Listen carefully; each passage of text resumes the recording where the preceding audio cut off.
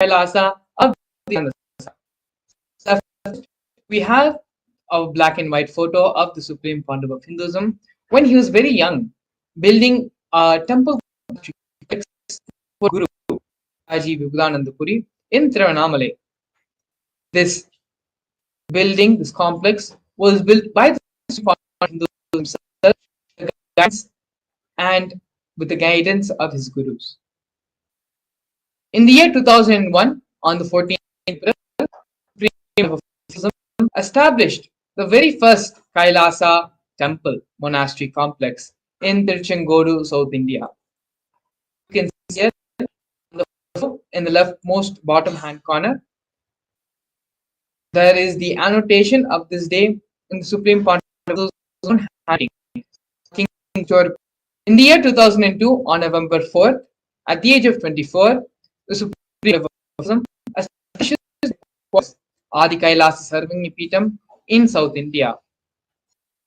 By the age of 26, in the year 2009, the Supreme Pontiff starts conducting the Mass Living Enlightenment Initiation Conventions, taking people through powerful cleansing processes.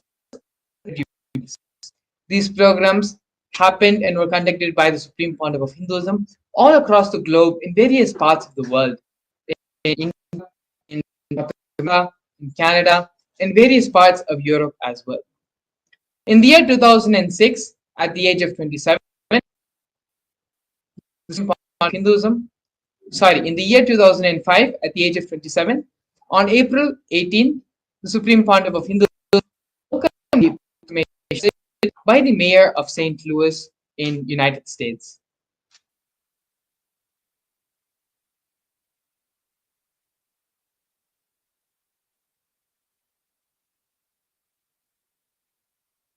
Here we can see glimpses of the Supreme Pontiff of Hinduism conducting the Mass Living Enlightenment Conventions throughout the globe in various parts of the world. We have here some photos of the Supreme Pontiff of Hinduism conducting the Stress to De-Stress discourse in Oklahoma Medical Baptist Center in the United States, as well as other conventions.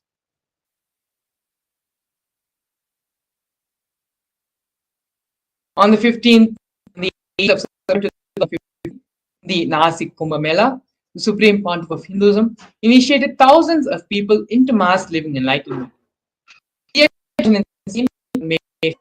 The Supreme Pontiff of Hinduism in the Ujjain Kumbh Mela initiated thousands and thousands more into the mass living enlightenment.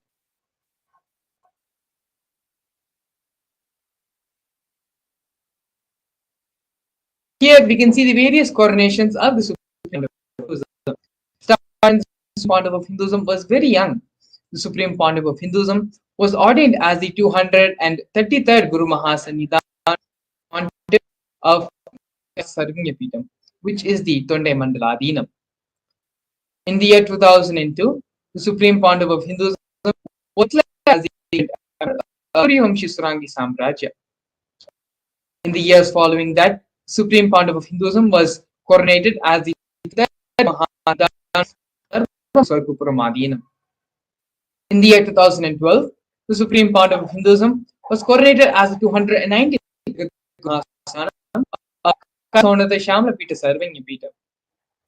In the year 2013, during the Allahabad Kumbh Mela, Hinduism was coronated as the present Mahamandaleshwar, which is the supreme spiritual head of the Mahanirvani Akhada, with the In the year 2014, the Supreme Pontiff of Hinduism was coronated as the Acharya Mahamandaleshwar, the spiritual leaders of the Atal Akhada, which is the ancient apex body of Hinduism. In 2015, the Supreme Pontiff of Hinduism was coronated as the Supreme Pontiff of Hinduism, elected by a congregation of over 1,000 Hindus.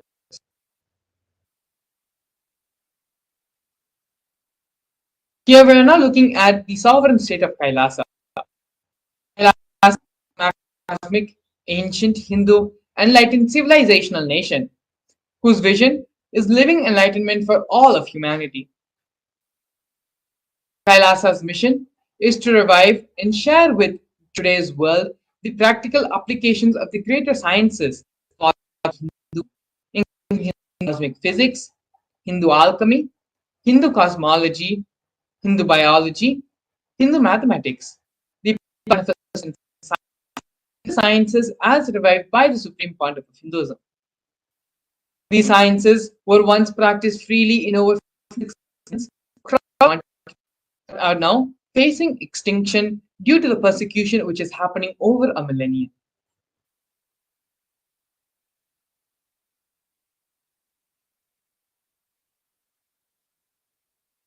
Here we have the 108 Sri Kailasas Uniting Nations initiatives, which are initiatives supporting a variety of humanitarian services by Sri Kailasa Uniting Nations, which collectively create a life, feel sustainable, equitable, resilient, and thriving world. One of the first projects the No Hungry Home project offered by Sri Kailasa Uniting Nations for nutritious food and a hunger-free world.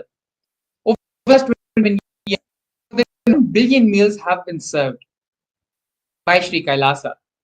Every month for the past 27 years, the community has more than 3 million annadans. Annadan is the free organic meal service happening as per the tradition.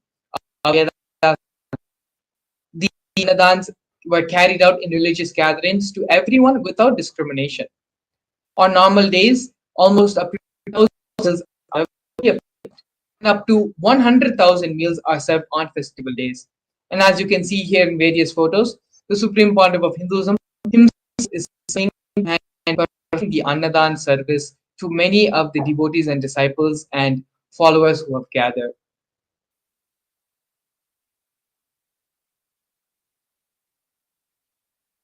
The next initiative we are looking at is Kailasa's protective and preventive COVID care health by Kailasa nations for affordable and holistic healthcare.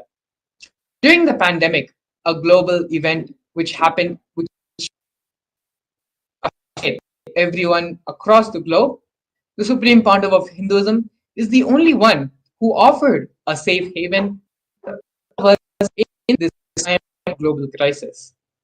The Supreme Pontiff of Hinduism converted his monastery campuses into a multi-layer quarantine city, regardless of any differences in age, gender, caste, creed, ethnicity, color, social, food, shelter, internet, and free medical care. All of these basic facilities were provided free or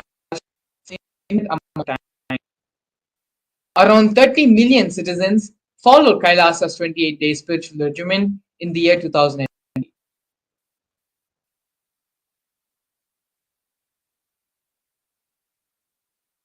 Here we have Sri Kailasa Uniting Nations offering for development in the projects of Nithyananda Hindu University and the Nithyananda Gurukul.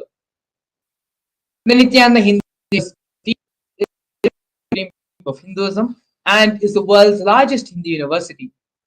Nithyananda Hindu University has over 20 million enrollments, 7,000 courses, and extended campuses in 150 countries.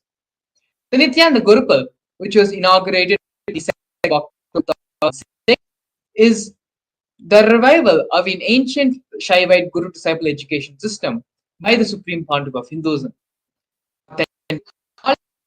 System based on enlightenment.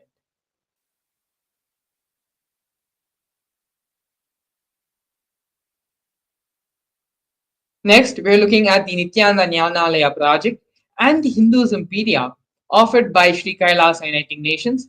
The Nityananda Jnanalaya project was established by the Supreme Pontiff of Hinduism to collect and to preserve the 1 million knowledge is made accessible and shared free of cost to all. Collecting and preserving million source books. The Supreme Pontiff of Hinduism has authored more than 10,000 books in 3 languages, translated into 50 other different languages, published in 10 articles, and has given 10,000 plus hours of free discourses with a combined view of over 1 billion. Kailasa's Hindu Media was established by the Supreme Pontiff of Hinduism. The Supreme Pontiff of Hinduism collected more than 15 from all 19 Sarvanya Pitams, ancient mats, and ashrams. 1 million pages on Hinduism, collection of 30,000 books, 1,000 e-textbooks, and more than 100,000 articles on various topics of Hinduism.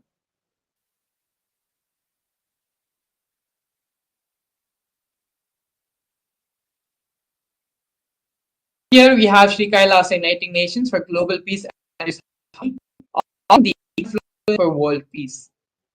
In the year 2009, the Supreme Pontiff of Hinduism organized a month-long peace walk of kilometers and 1,000 villages to bring together in harmony from all walks of life to promote feeling connected one among people.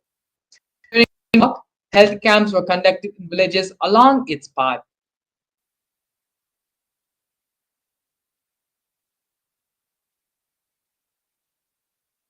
The next offering we are having from Sri Kailasa Uniting Nations is the Women Empowerment Programs for Empowerment and Equality. Kailasa's Yogini Sarvanya Peetham established the yoga and meditation universities to improve life, emphasis on life solutions through Vedas and Agamas, empowering the indigenous rural women, fighting strong gender stereotypes, gender-based violence, and lack of inclusive and quality learning environments. Some of these initiatives include Kailasa's Sandhya, which is a financing service, Kailasa's Women Foundation and Women Empowerment Self-Help Centers, launched in 108 places of the world since its initiation in 2009. Kailasa's Ankita program, providing foundational literacy about the working of basic community service and infrastructure environments. Kailasa's program is the educational training programs to rural and indigenous women to provide equal opportunities and access to independent self-sufficient.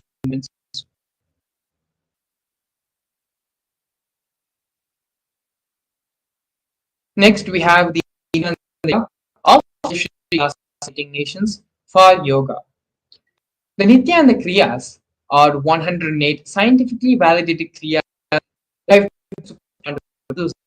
specifically targeting 108 major diseases and disorders such as diabetes, arthritis, autism, and more. The Supreme Pontiff of Hinduism is also revived the ancient pole yoga, the Shivastamba yoga, and yoga, yoga, in which yogic asanas, postures, and weight balancing techniques are performed to create the yogic physiology aligned to phenomena that has superconscious powers. Not only that, but the Supreme Pontiff of Hinduism has also been awarded 2 Guinness Records, the largest pole yoga classes, bringing worldwide attention to these extraordinary forms of yoga.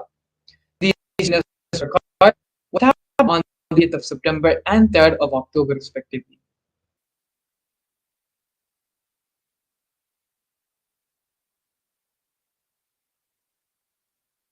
Here now, we're looking at one of the most historic moments in the history of Sri Kailasa, which is the establishment of Kailasa Nation in the United Nations.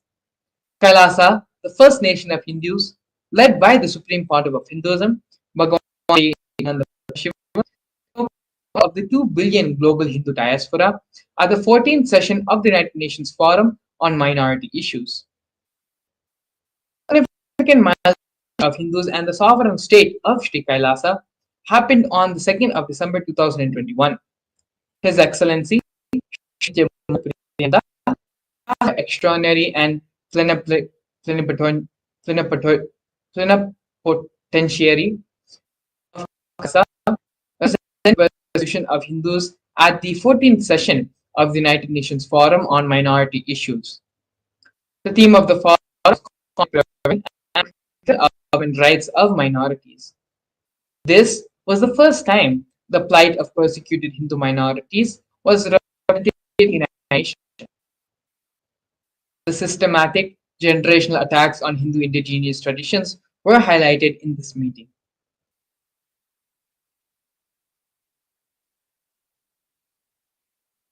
Here we can see the various torture and murder attempts by the state and non-state on the Supreme Pandav of Hinduism. Over 70 assassination attempts and physical attacks on the Supreme Pandav of Hinduism has happened in India and abroad. More than 40 attacks on community members, destruction of monasteries and temples, over 60 incidents of rapes, attacks and women, intense lawfare through the 100 different false legal cases, intersectional using the entire politically owned media, police and judiciary controlled by politicians, inciting mob violence through the social media. These are but a few of the many, many ways the anti Hindu elements and anti spiritual elements really executed and directly try to take away the life of the Supreme Pandav of Hinduism.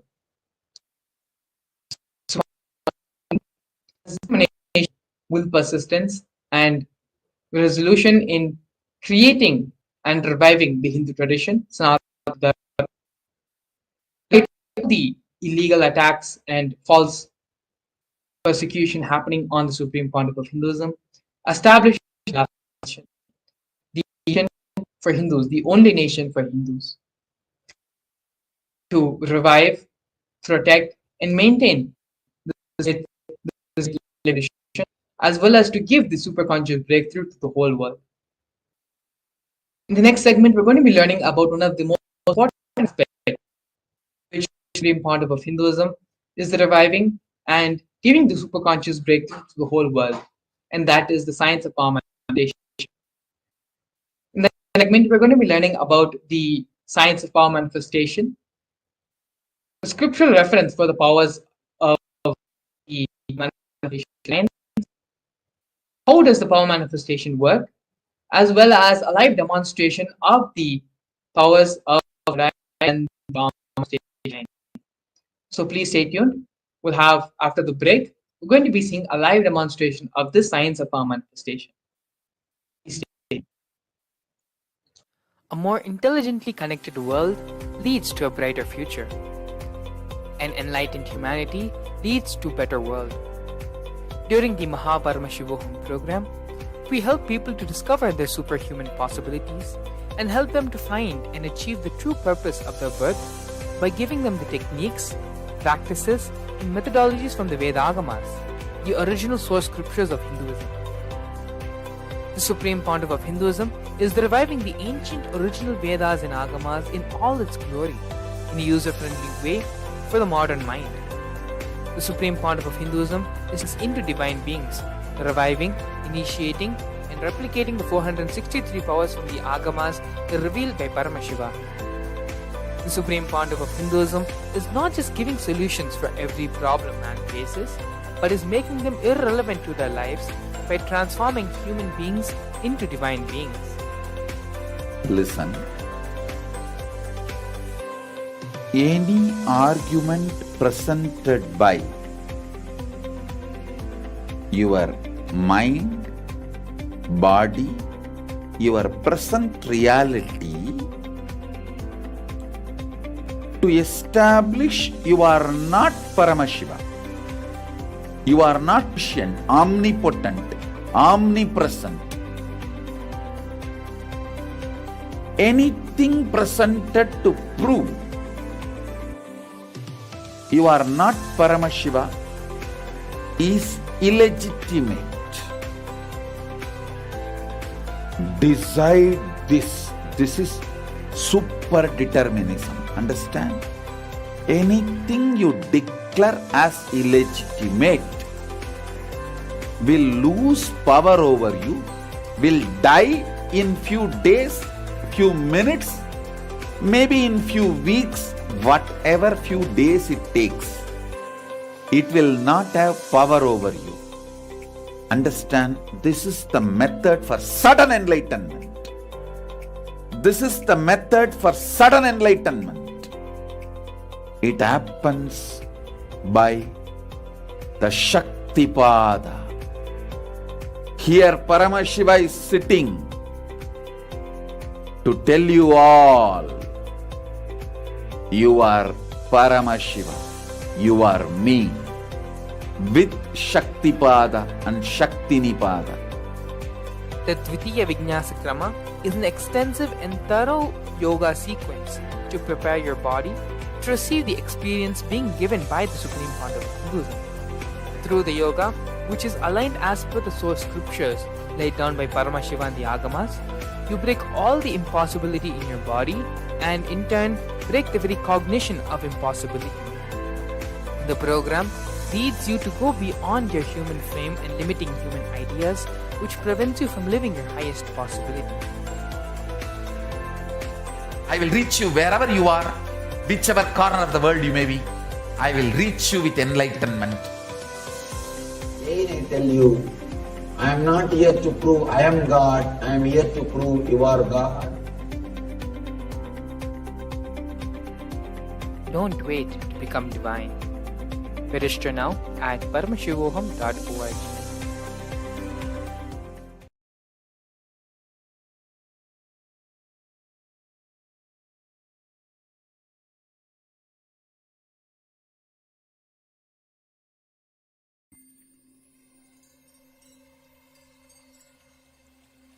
I welcome you all with my love and respect.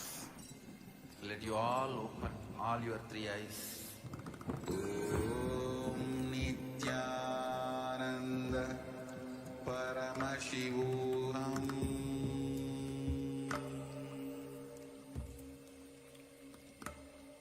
Om Nithyananda Paramashivam.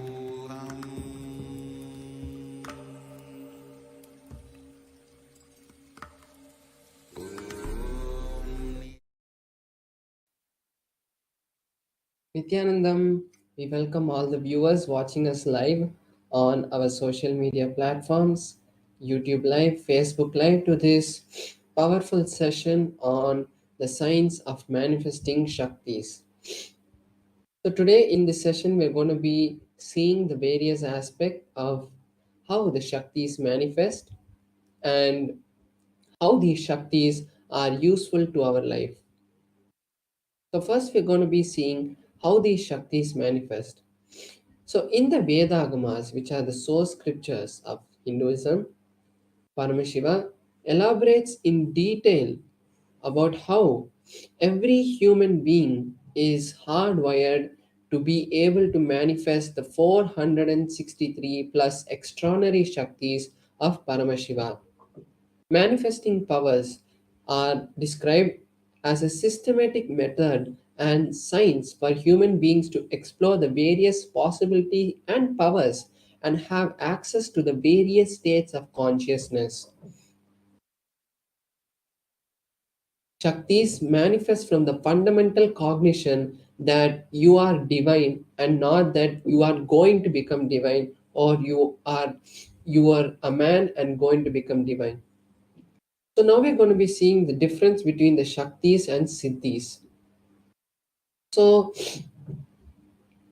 the Shaktis are expressed from the space of enlightenment and as a side effect of feeling connection with the divine, with a guru. Shaktis are the source of enlightenment, whereas Siddhis are powers that manifest from the tapas or penance for enlightenment. So when you're on the spiritual path for enlightenment, the powers that manifest is the siddhis, and also the Shaktis are of Paramashiva manifest through ordinary human beings in an extraordinary way after initiation from the avatar. That's the most important point, which is the difference between the Shaktis and Siddhis. When you are initiated by a guru, by a living incarnation, the extraordinary expressions that start manifesting through you are the Shaktis, and Shaktis are permanent, whereas the siddhis are not permanent, and they divert you from the path of enlightenment.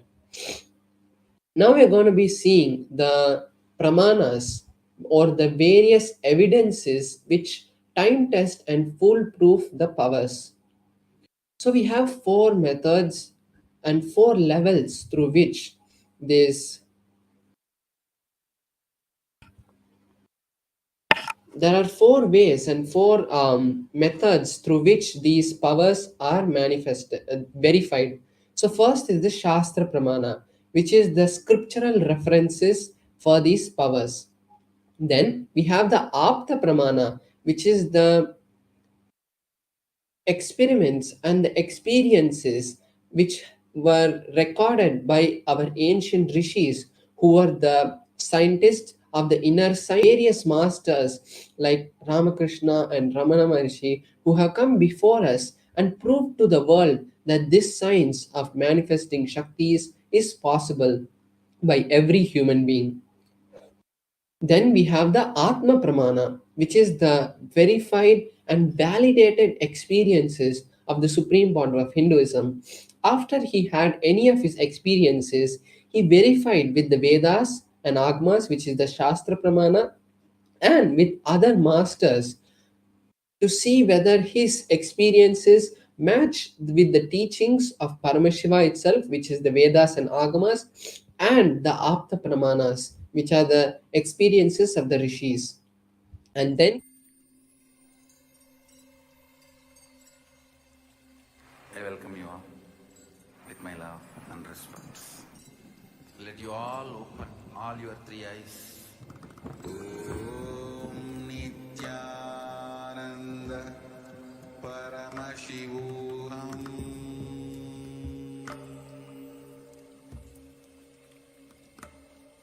Om Nithyananda Paramashivam.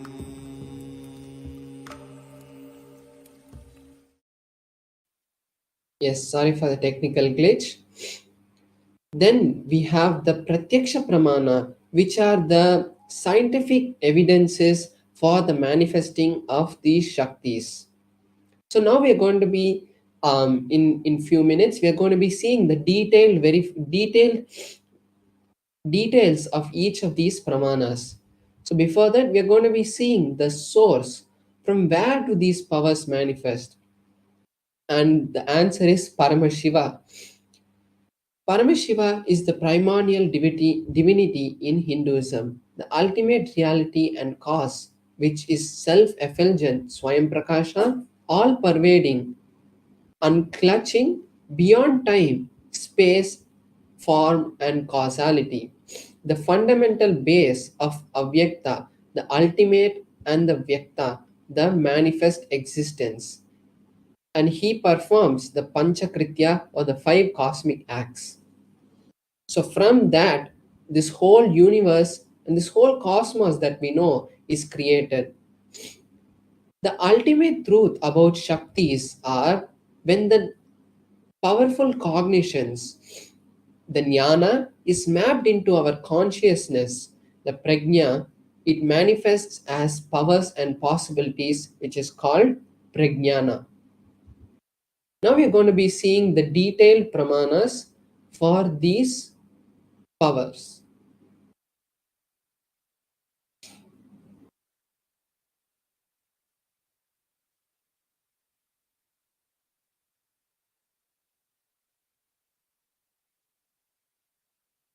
So now we're going to be seeing the pramana for the power of third eye, which is from the Vijnana Bhairava Tantra.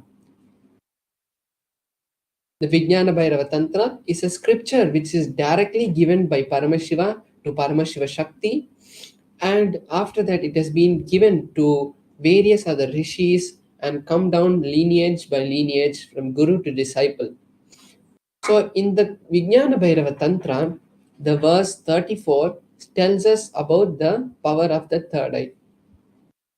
The verse goes, Kapalantarmanonyasa Tishtanmilita Lochanaha Kramena Manaso Dadyat Lakshayet Lakshamuttamam.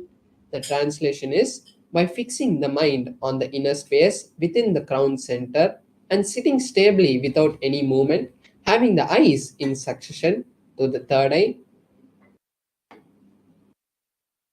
and stability in the mind and inner space. Through the power of the third eye, one directly sees the ultimate goal, Lakshyam, by having the vision beyond the sight, and that reveals any object or place, attaining the space of oneness with the source, Paramashiva. So we can see here how Paramashiva has given us a detailed instruction of how this power manifests. Now we are going to be seeing the Apta Pramana, which is the experiences of the various rishis, incarnations, and masters who have come in the past. So here we can see a beautiful verse from the Bhagavad Gita, which is from the Mahabharata. And in this verse, Arjuna asked Krishna that Arjuna wanted to see the cosmic form, the Vishwarupa Darshana of Bhagavan Shri Krishna. And at that time, Bhagavan Shri Krishna tells Arjuna, "You cannot see my cosmic form with these physical eyes of yours. Therefore, I grant you the divine vision of the third eye.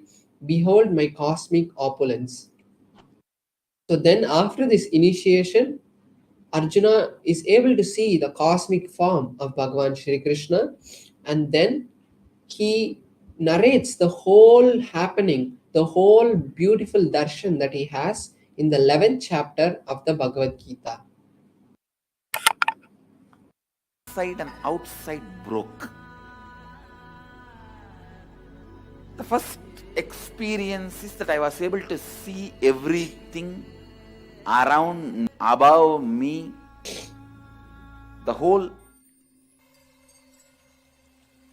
I welcome you all with my love and respect.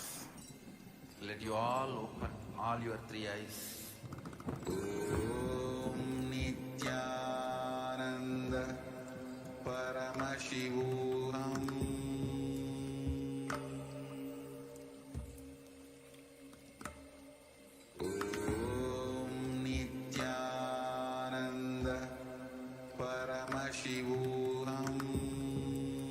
Both I exist equally. Yes, so we're seeing the Atma Pramana, the experience of the sun, Supreme Pontiff of rising Hinduism. moon. So, in the Supreme Pontiff of Hinduism's own words, he says, the whole quotes, Arunachala the hill, first experience the that I was plants, able to see everything around me, above me, the whole 360 degrees, 10 directions below me, everything I realized not only I was able to see, I was able to feel and experience all that is me.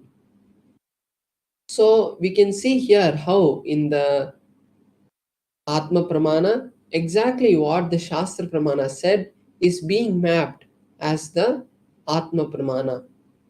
Now we are seeing here the scientific study which was done on the third eye, directly on the Supreme Pontiff of Hinduism itself. So we can see here a picture of the Supreme Pontiff of Hinduism itself going through the scientific study, and they wanted to see how the third eye is working. So they had done the positron emission tomography, which is the PET scan on the third eye, on the brain, and they had found that almost 90% of the brain activity had suddenly concentrated in the frontal lobe region, which we call the third eye. So this is the amazing scientific research they were able to find, scientific understanding they were able to find from this, for the power of third eye. Now we are going to be seeing a power which manifests from the space of the third eye, which is the power of consciousness over matter. So first we'll be seeing the Shastra Pramana.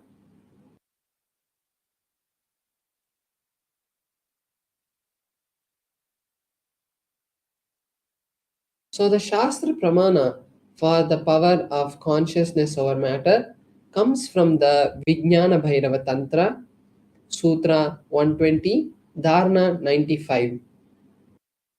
क्वचिद् वस्तुनि विन्यस्य शनैर्दृष्टिं निवर्तयेत् तज्ज्ञानं चित्तसहितं देवि शून्यालयो भवेत्. Bhagavan Paramashiva says, having fixed one's eyes on a particular object, Vastu, one should slowly withdraw the sight from the object as well as slowly eliminate the knowledge of that object along with the thoughts and impressions. Then, O Devi, one abides in Shunya, the state where there is nothing other than this exists, which is the state of all inclusiveness or infinity. So here, for the power of consciousness over matter, Bhagavan Paramashiva is giving us the detailed instructions of how first we fix our gaze on the particular object and then we bring oneness with that object. And because we remove all the thoughts, impressions, every idea that we have about that object, so we start to feel that oneness. And then when that happens, we are able to connect with that object and we are able to move it. So this is the power of consciousness over matter. So now we are going to be having a live demonstration of this power where I will be manifesting this power for all of you. So here I have my Atmalinga and I'm going to be placing my Atmalinga on my hand, and with the power of the Mahavakya I'm going to be making the Atmalinga to stand. So this is not the power is not just making an Atmalinga stand or anything. The power is really when you start connecting with Paramashiva, you are able to have the divine darshan of various manifestations of Paramashiva happening in our life. Because when we speak to a deity or something like that, we are not able to actually have that direct connection. But when Paramashiva manifests through this, we are able to really connect with the deity. And when we manifest, we come to the space of ultimate Advaita, highest Advaita. So when that happens also, we can manifest any reality that we want. Anything that we want to manifest in our life can be manifested from that space.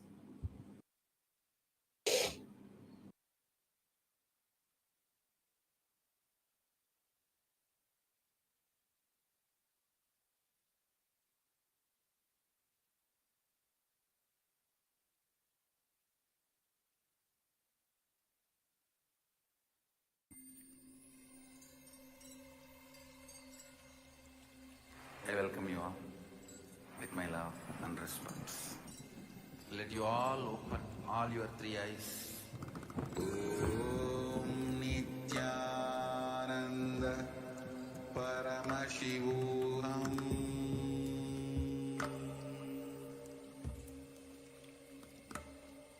Om Nithyananda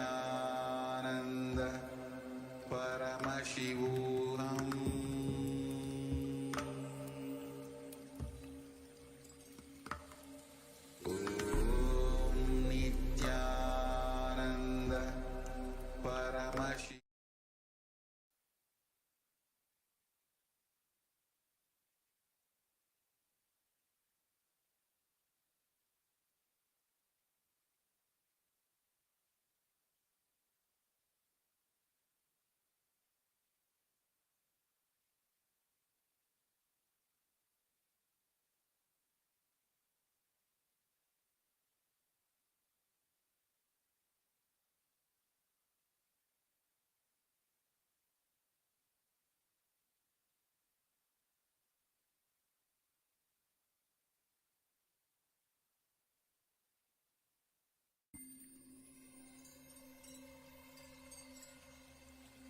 I welcome you all with my love and respect.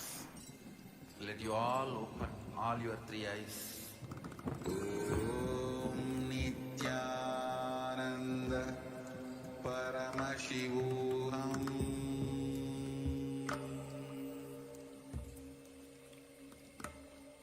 Om Nithyananda.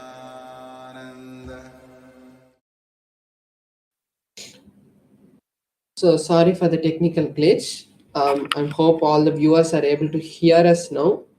So I was just saying, so here is my Atmalinga, and there is no strings tied to it or anything. And my hand also is there. There's no strings or no kind of glue or anything which is there. And the Atmalinga is made of a crystalline material. So no kind of magnet can be used to pull it. And I have this tissue paper just to make sure that to verify and show the viewers that when the Atmalinga is moving, there is no kind of movement which is happening. So you can see that even when I move the tissue paper, there's no kind of strings which are tied to this.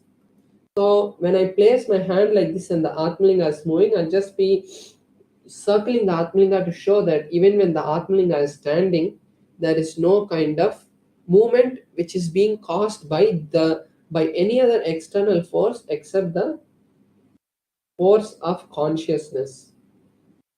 So I'm just holding it here. So the most important thing that all the viewers should do now is that we are going to be creating a space of oneness with Paramashiva.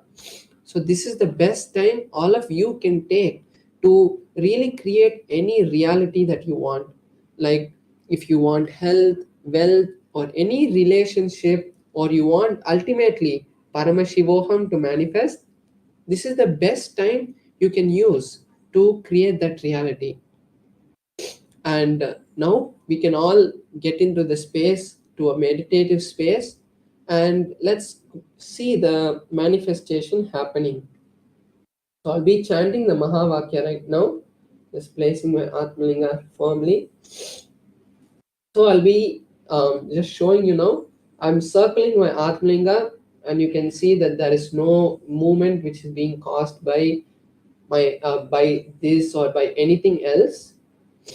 It's just the hand and the Atmalinga is stable. So I'm just placing this here itself it's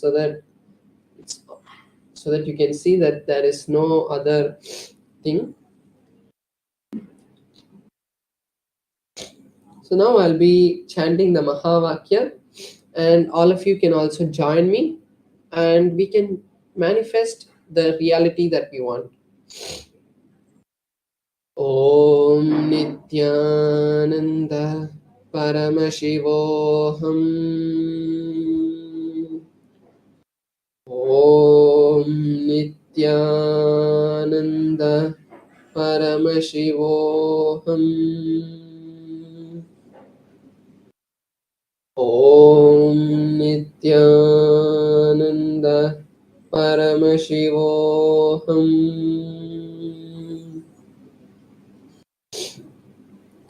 Om Nithyananda Paramashivoham.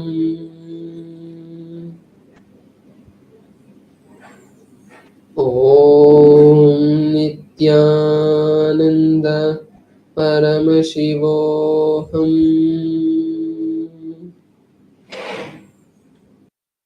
Om Nithyananda Paramashivoham.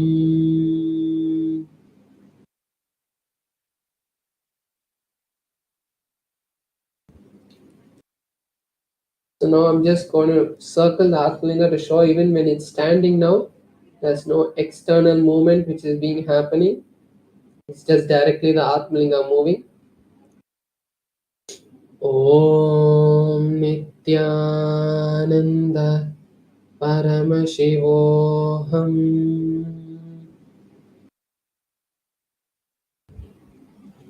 Om Nithyananda Paramashivoham.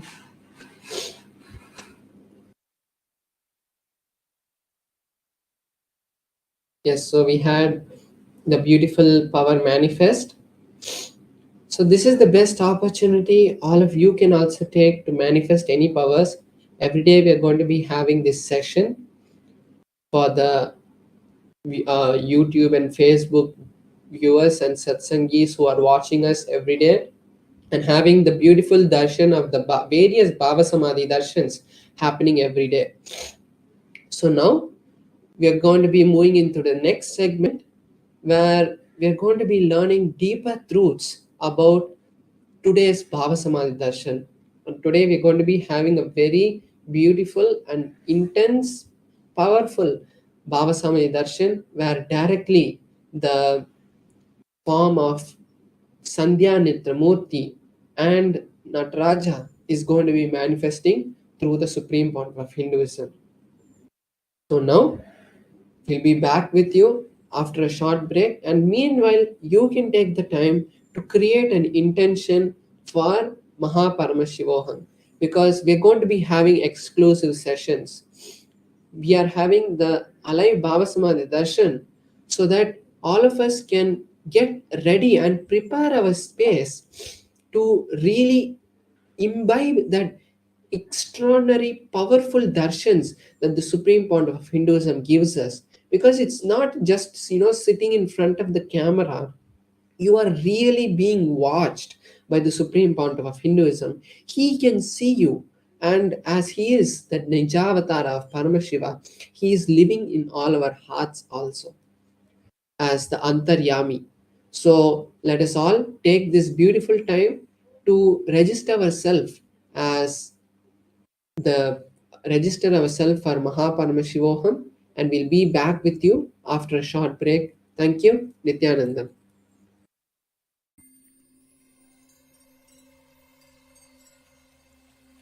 I welcome you all with my love. A more intelligently connected world leads to a brighter future. An enlightened humanity leads to a better world.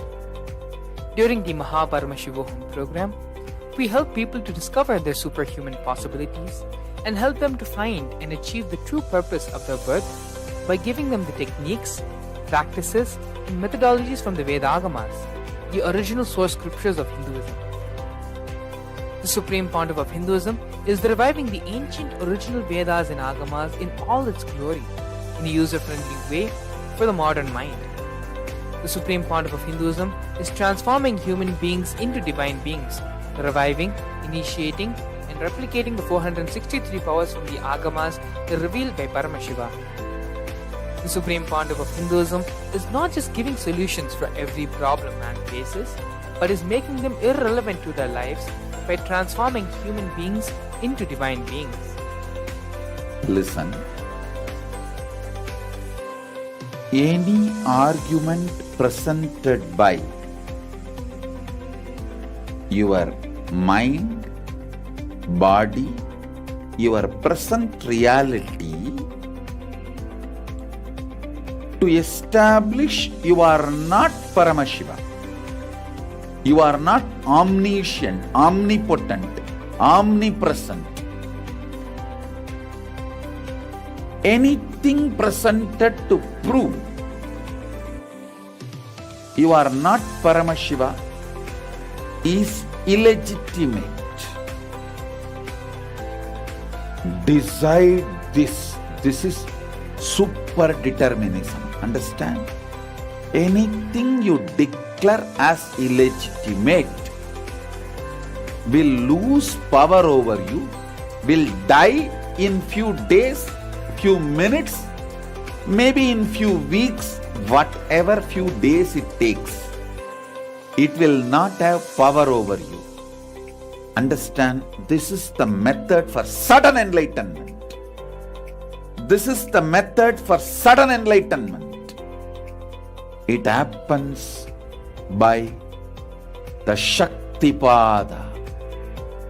Here Paramashiva is sitting to tell you all, you are Paramashiva, you are me, with Shaktipada and Shaktinipada.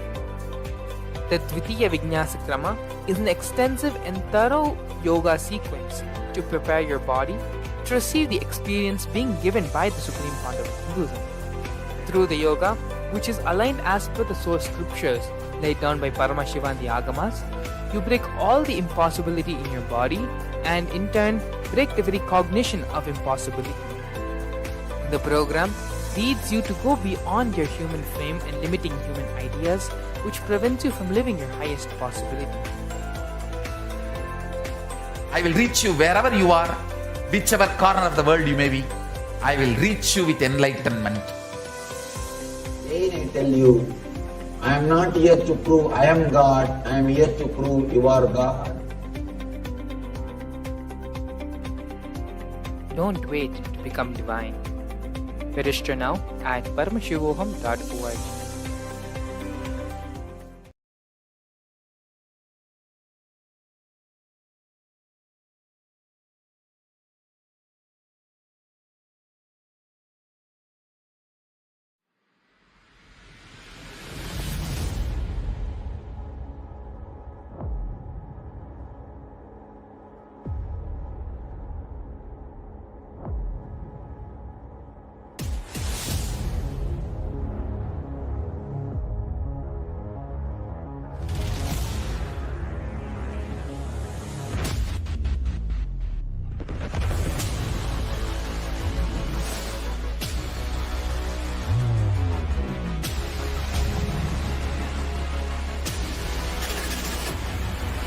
You will become Paramashivam.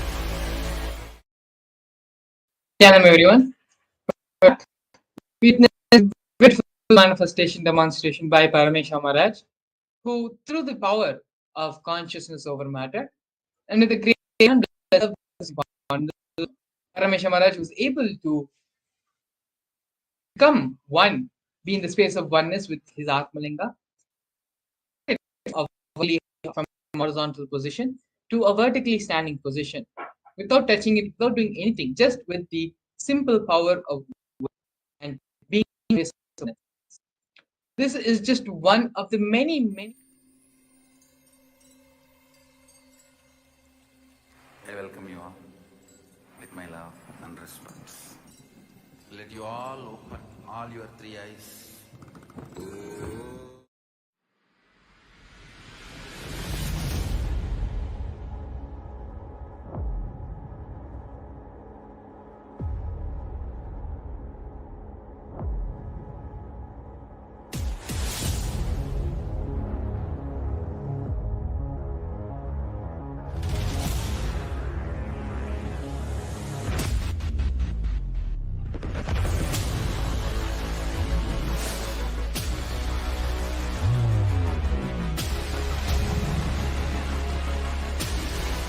Yes, welcome you all back.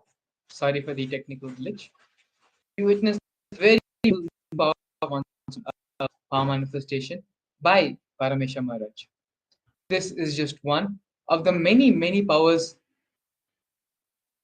in the Agamas.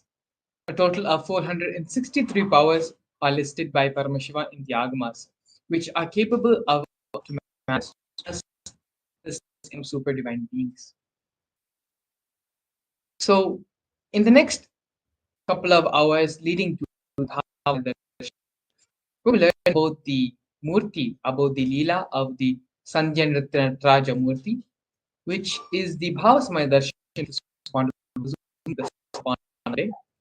We'll be learning about the Murthy, and we will also be doing a couple of internalization exercises.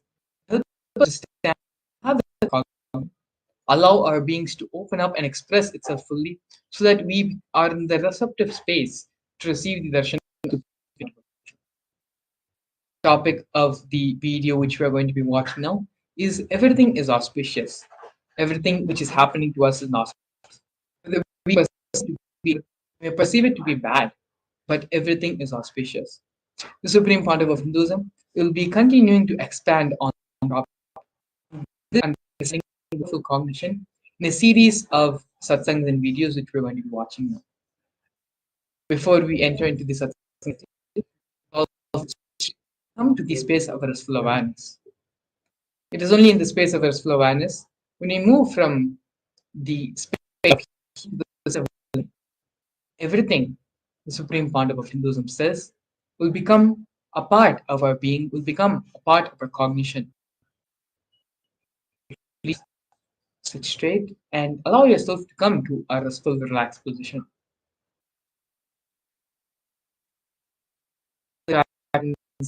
it's anything which is possible of distracting you, keep everything aside and just be and sit with yourself. Let's now enter into the satsang.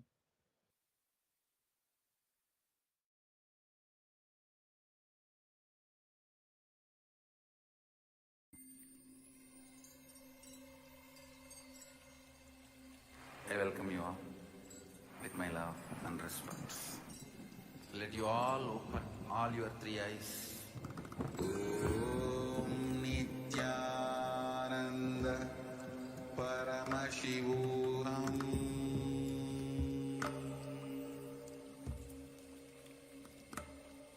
Om Nithyananda Paramashivam.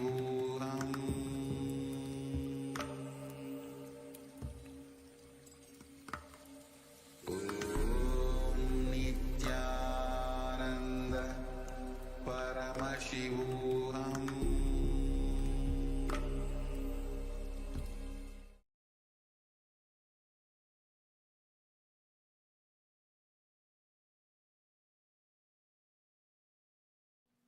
Next,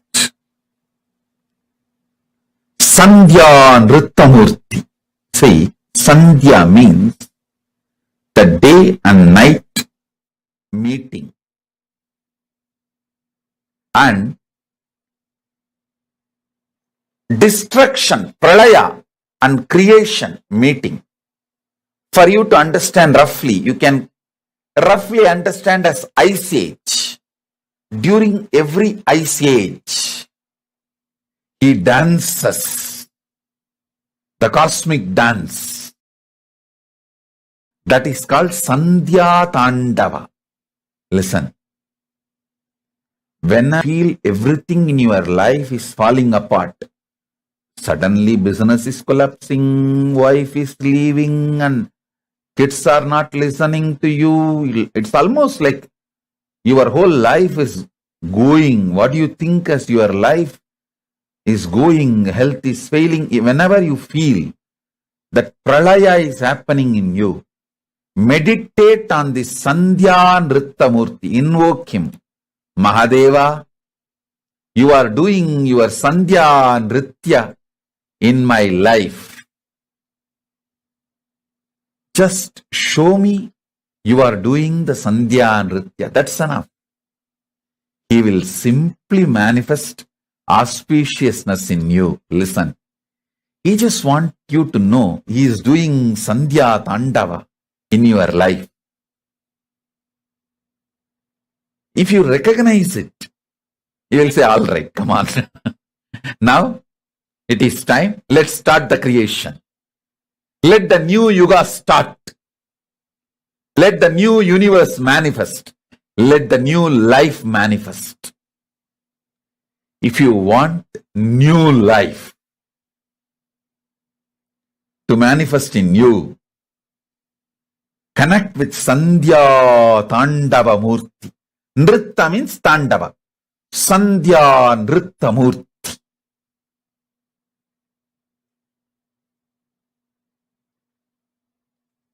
Tandava goes through certain discipline. Nritta is beyond all discipline.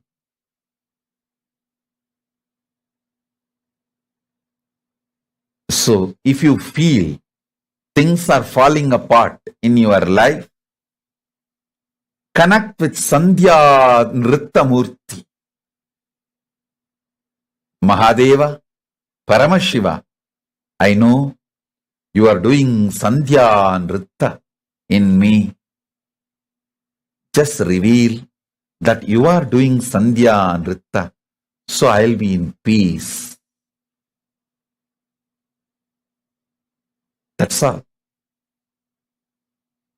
He will feel very shy. Hey, this fellow caught me. Now he knows my Leela. Okay, come on. All right. I'll create the new life for you. I'll manifest new life for you. Delusion will delude you as long as you have not recognized the delusion is deluding you. The moment you recognize delusion is deluding, It can no more delude you. Delusion cannot delude you. The moment you recognize delusion is deluding. Actually, even this Sandhya Nritta Murthy we have in Seattle Temple. Seattle Temple, we have not only the huge Nataraja, Ananda Nataraja, we have some more dancing forms of Shiva. I think we have done that 108 dancing forms of Shiva and sent to different temples few deities, few forms. So Seattle has Ananda Tandava as in Chidambaram and Sandhya Nritta Murthy, and even Los Angeles has few more Tandavas of Paramashiva's forms. So connect with this superconscious mutation, Sandhya Nritta Murthy. You will realize nothing is falling apart, everything is falling in place.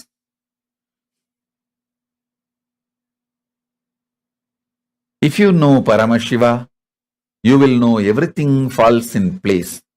If you don't know Paramashiva, you may be deluded thinking everything is falling apart.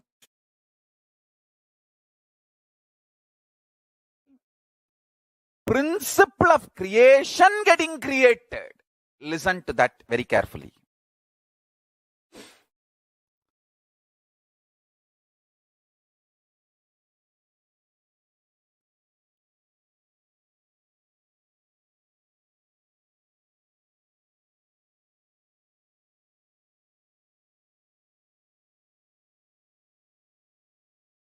Listen intensely.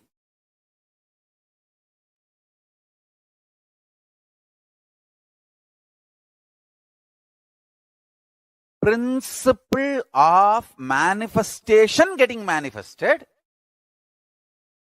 Principle of maintenance getting manifested. Principle of rejuvenation getting manifested. Principle of pulling out of delusion getting manifested. Principle of liberation getting manifested. So, creation of the universe is one level.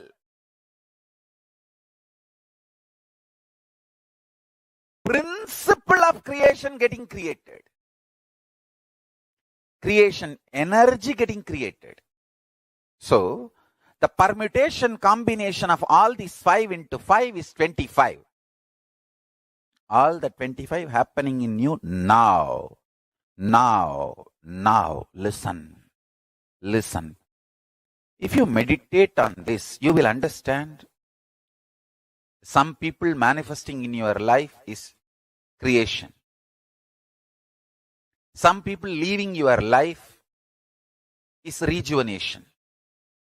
Some people getting back to your life is pulling out of delusion. Some people are adding bliss, joy to you, and you adding bliss and joy to them is liberation. All this, understand, whether it is people, places, object, health, anything you experience, it is all just the 25 principles manifesting, happening in you. If you are fighting with that happening, you are Jiva. If you are master of that happening, you are Shiva. If you sit now and complete with all these 25 happenings in your life, internally, externally, some good things getting created.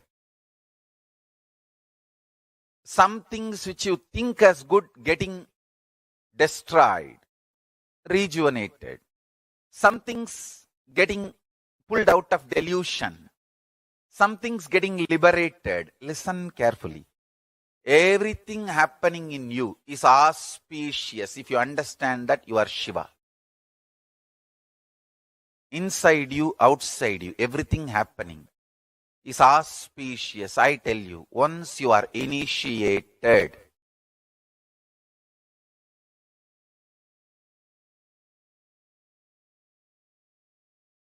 once you are initiated, once you are my disciple, listen very clearly.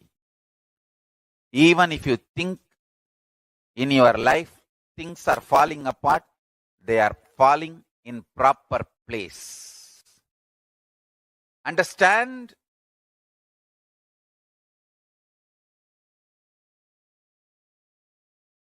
Nothing is falling apart.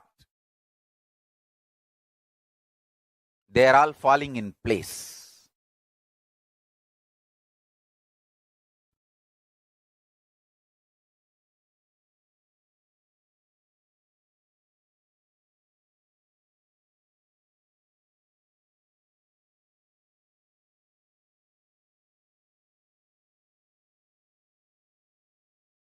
Once you are initiated, you are integrated to Guru, Linga, Sangha. I tell you,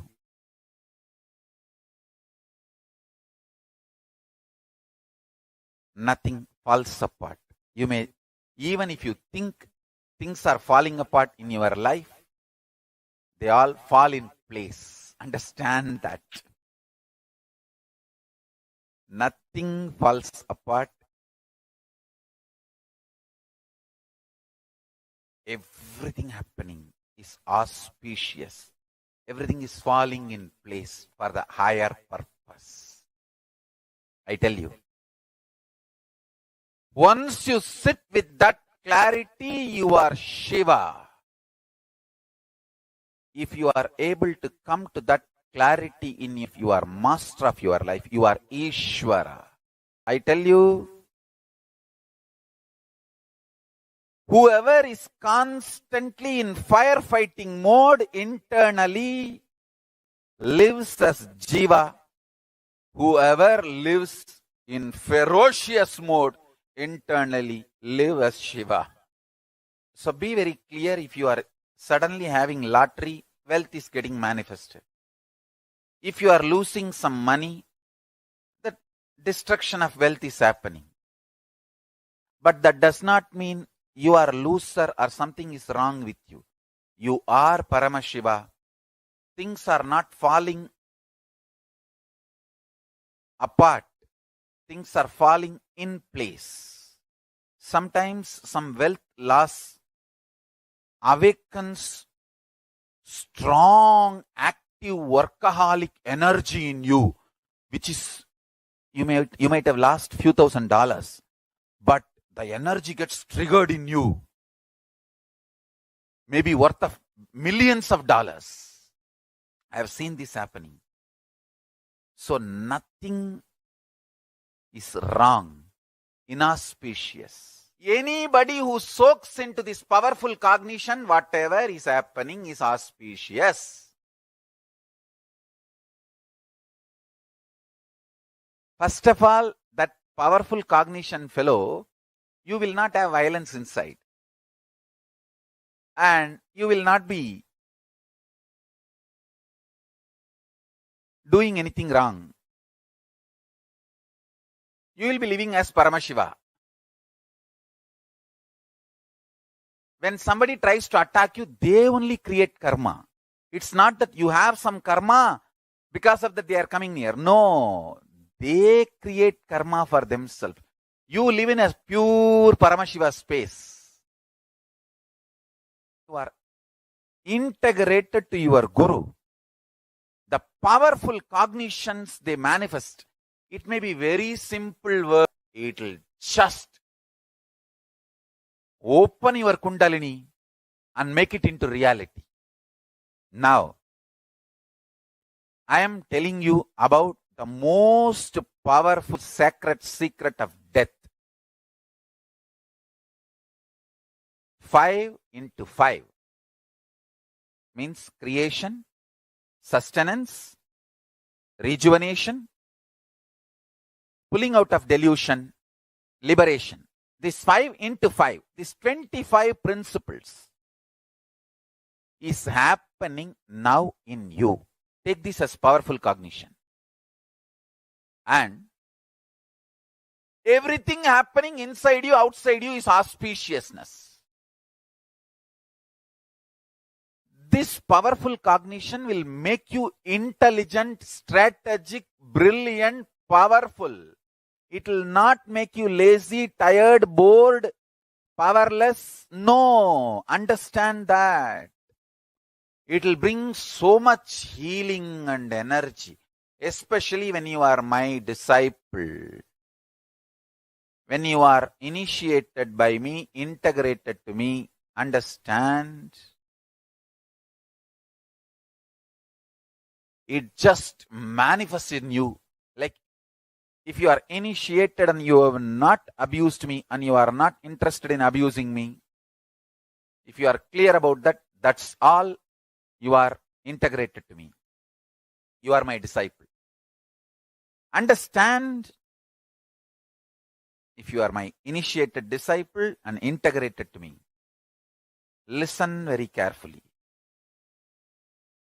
This word may look very simple, but meditate on it. It will just open Paramashiva in you. Everything is auspicious. Whatever you think, good, bad, right, wrong, everything is just these 25 activities happening. Some thoughts getting manifested, some thoughts getting sustained, some thoughts getting distracted. Something's coming in your life as manifesting, something's getting maintained, something's getting distracted, something's getting pulled out of delusion, something's getting liberated. Understand this. This 25 will go on in you forever. You can be in firefighting mode as a jiva, means deluded individual. Or you can be in ferocious mood as Paramashiva, individual.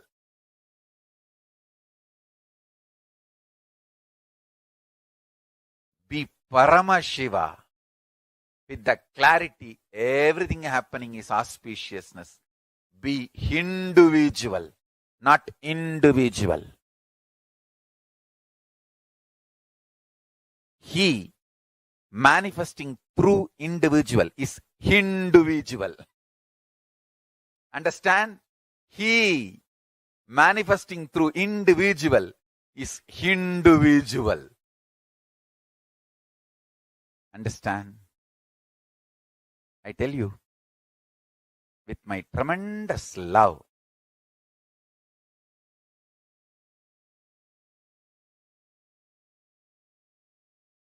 just meditate, internalize this powerful cognition. Everything happening is auspicious and Paramashiva is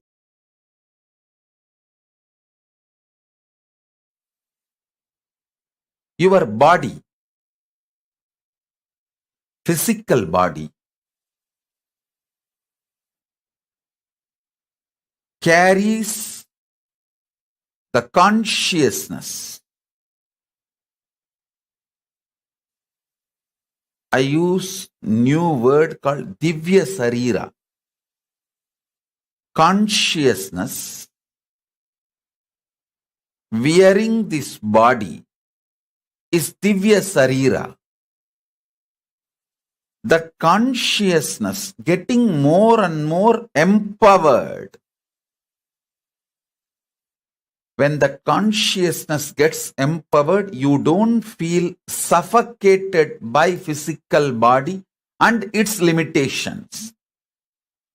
Listen.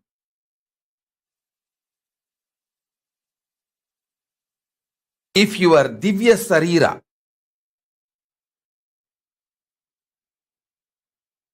the consciousness which is holding your body, if that is empowered, you don't feel suffocated, limited, reduced by your body. Please listen.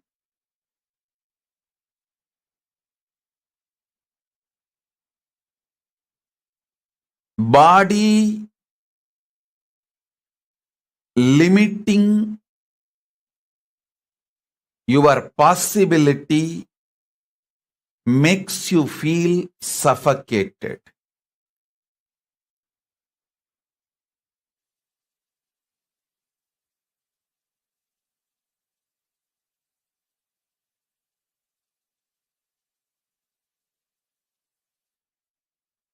Not only the great powerful cognitions and understandings about the secrets of the cosmos, all spiritual practices are focused with the purpose of empowering your Divya Sarira. Listen.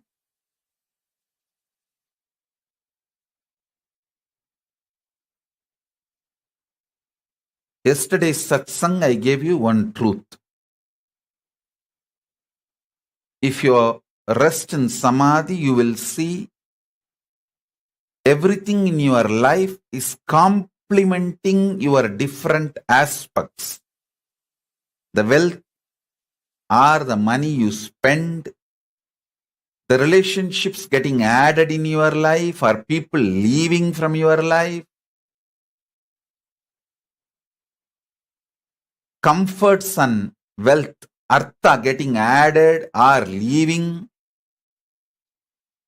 the higher values, understandings getting added to you and middle class values leaving you, everything, if you see, it just complements your expansion. If you get terrorized by your life, suffocated by your life without understanding, if you feel everything is chaos, everything is falling apart, due to your inner restlessness, you feel whole life is complication and incompletion. I tell you, nothing falls apart, everything falls in place. Nothing in life falls apart, everything in life falls in place. All of you should know, I don't teach the shit called positive thinking. No. First of all, I don't believe in that shit and I don't teach that. I teach you reality. I teach you the truth. You are intensely brainwashed by suffocating ideas about life by media and the so-called human society.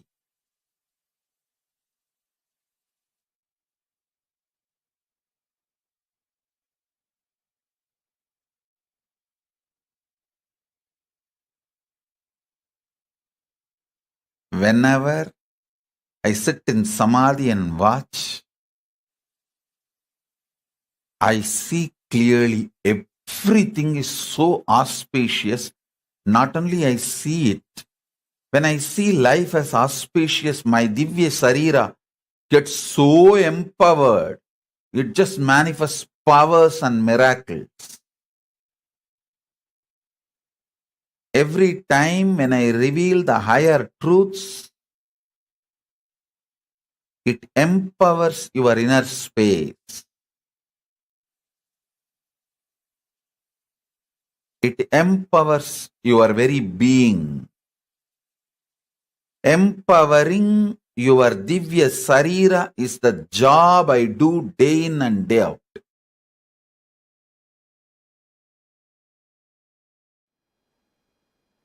Whenever you look at any destruction as a reminder of your inauthenticity and irresponsibility, it is no more a destruction in your life. You learnt how to make anything negative into positive to strengthen your life.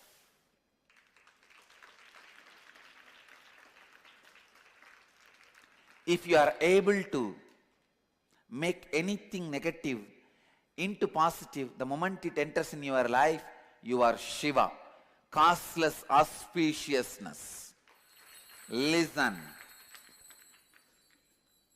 Intense integrity brings you the space of positivity, because if you are integrated constantly, you will be looking at the words you utter to you and to others. You will weed out all the negative prophecies, negative commitments you are giving to you and to others.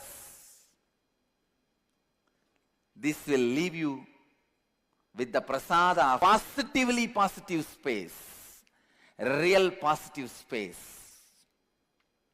And authenticity gives you the prasada of space of possibility.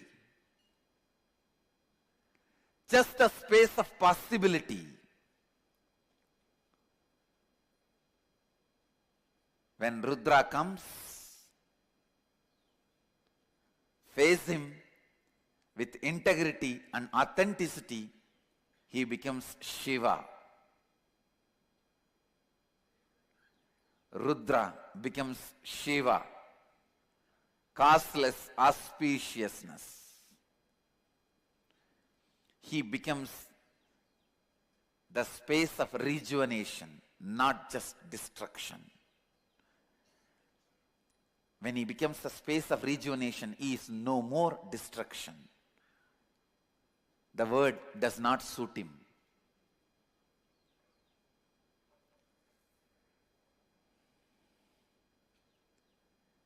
The space of positivity, space of possibility,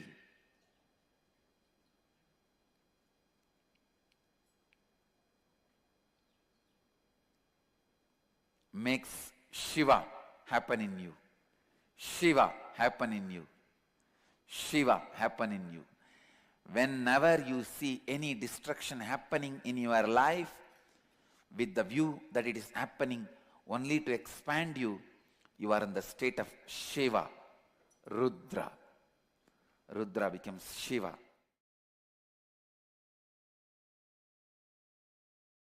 Carefully.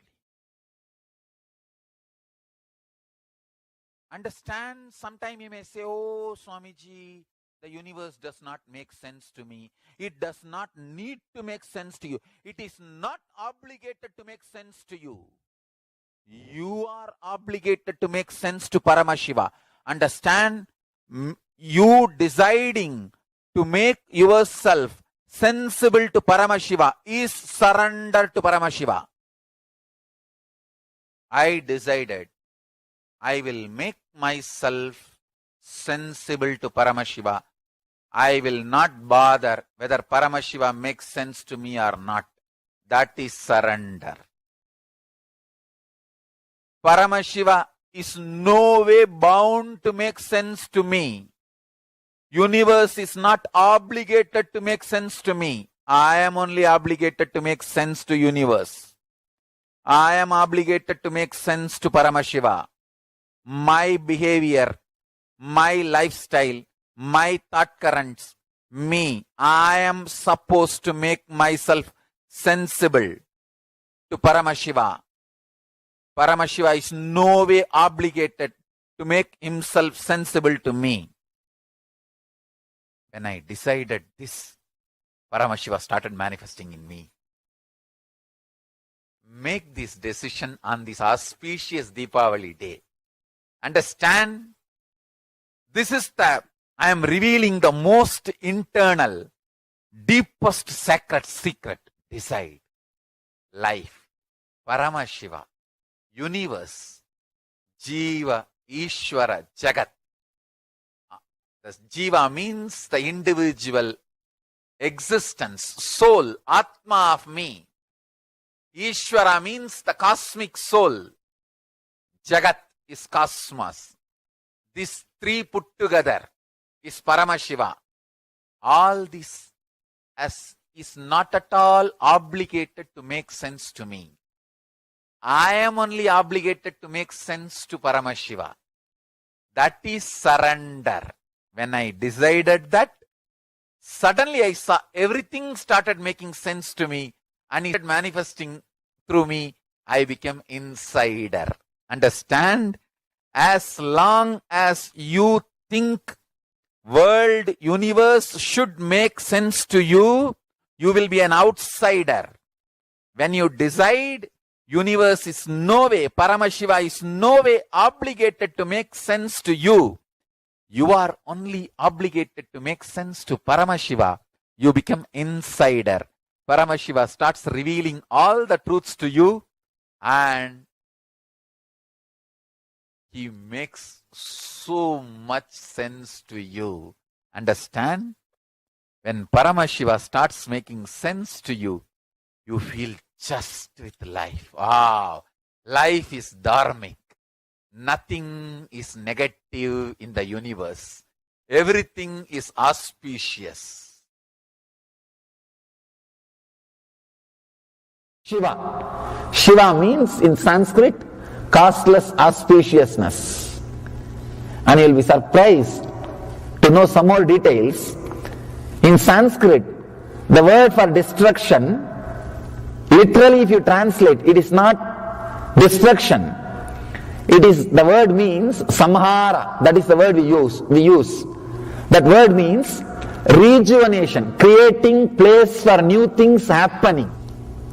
Wrongly we translate the word samhara as a destruction. The exact Sanskrit word means creating new space for new things to happen. Rejuvenation. Even destruction can be looked from different dimension. Even destruction can be looked from different dimension. Rejuvenating or creating new space for better things to happen. Even the disease which happens to your body just creates a new space so that you can start having new body. You can get ready to live a new life. You can just restart the whole thing. So actually, restarting the whole thing can heal many of your wounds. There are some wounds which can't be healed just by going to sleep and coming back. There are some wounds which can be healed by falling asleep and coming back. You will forget. There are some wounds which can't be healed by falling asleep and coming back. At that point only you decide, let me restart the whole thing. Let me just refresh. Then you allow the body to have some disease so that the rejuvenation process can start. You can drop this body and take a new body and start new life, the new way of thinking, new way of living, new way of expressing. Every moment when you move from one moment to next moment, you are expanding, you are growing, you are learning. If you look from this angle, even your death is auspicious because you are going to next step. You are going to further. Only if you are not clear about the next step, you will feel the fear of death. It is not even fear of death, it is fear of unknown. Fear of unknown. Present moment is the possibility of rejuvenation. If you are in the present moment, you will experience overflowing energy in the body. You will feel whatever is happening is auspicious. If you are caught with Brahma or Vishnu, you will not feel whatever is happening is auspicious. If you are caught in Shiva, if you are centered in the center, present moment, where future is disappearing into present and becoming past. If you are in the present moment, you will become like Shiva, who is rejuvenator, who is constantly creating space for new things to happen. You will be fearless the moment about the things happening. You will feel everything happening around you is costless auspiciousness. As long as you are caught in future, you will feel insecure, fear. If you are caught in the past, you will feel things are inauspicious, life is dull, dead.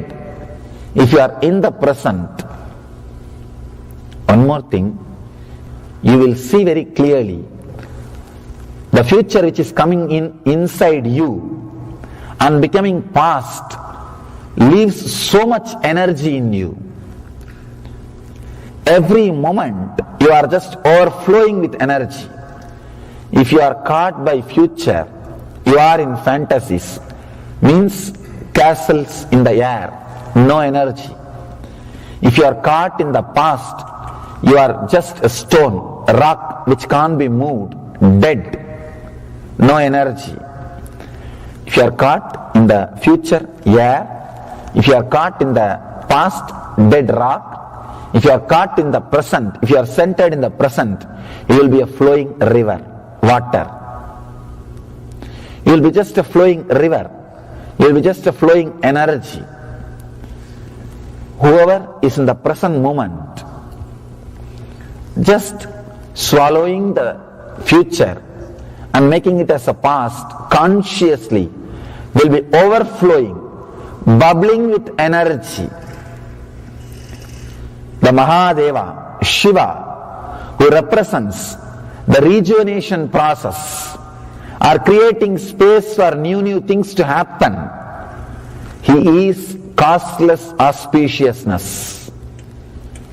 If you are centered in the present moment, you will be beyond fear. Your Kundalini will be awakened. You will be radiating the causeless auspiciousness. The person who achieved that state, who is centered in the present, only he is worshipped.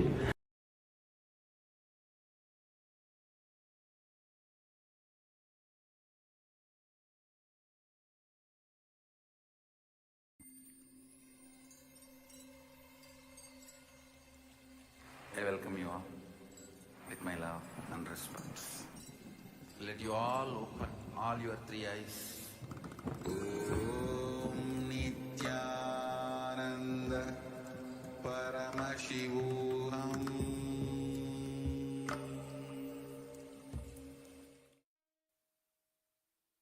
Yes. Now we all heard from the Supreme Pontiff of Hinduism, and we understood our own delusion that how we, every aspect of our life, thinking that everything is falling apart. The actual truth is everything is falling in place and everything is happening for auspiciousness. So these, the incidents which believe that my whole life is failing. I'm getting into this pralaya. All the space till now, the illusionary space we cherished, these are sitting inside us and not letting us manifest our reality and not allowing us to enjoy the life as the whole lila is happening. So now let us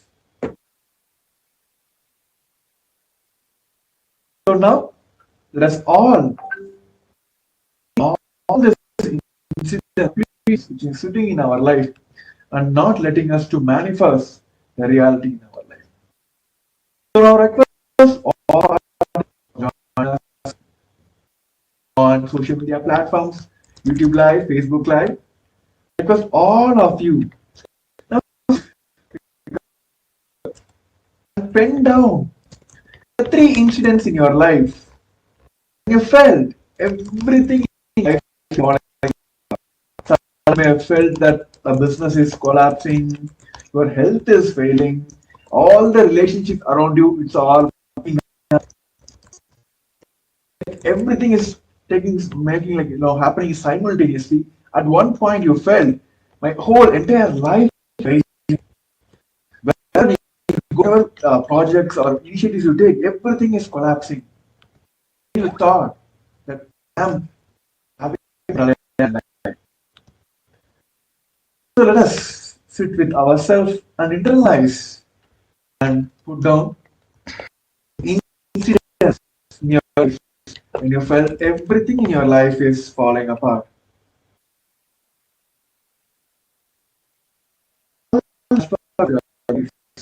Or falling apart. Request all the participants sit down in seat.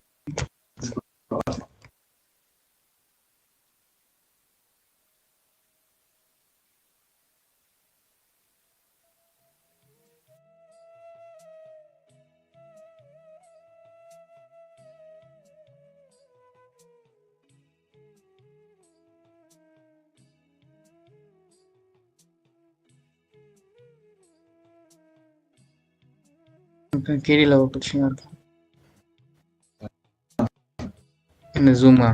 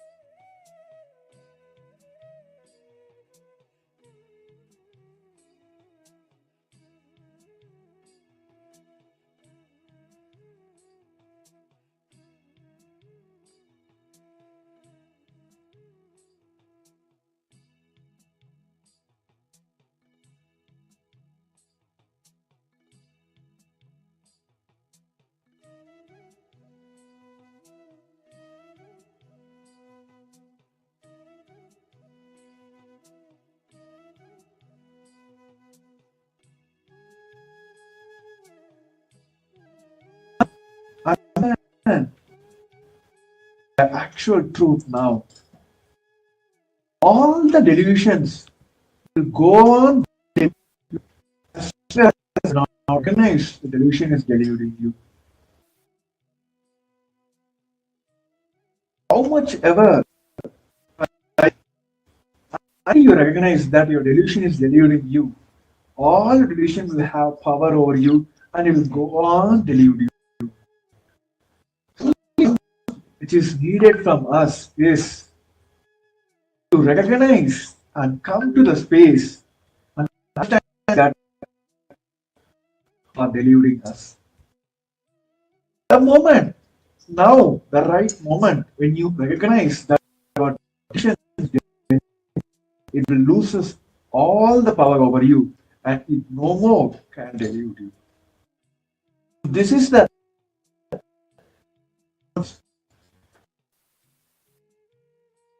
to consciously decide and recognize that all our decisions are leading us. The moment you come to this conclusion and understanding all the delusions, perceptions, powerless cognitions, all you have, which is literally spoiling your life, making you to fail each and every works, making you believe that your life is falling apart, will just loses power over you, and you feel every time that your life is auspicious. So let us make this strong decision.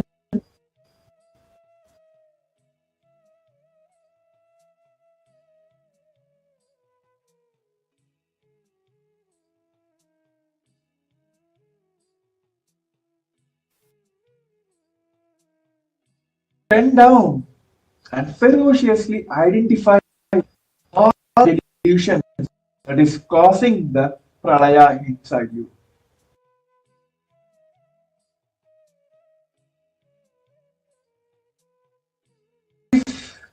We come to this understanding that all this only because of my delusions, still not recognizing that my delusions are taking power over me, only because of first and come to the reality that my life is auspicious.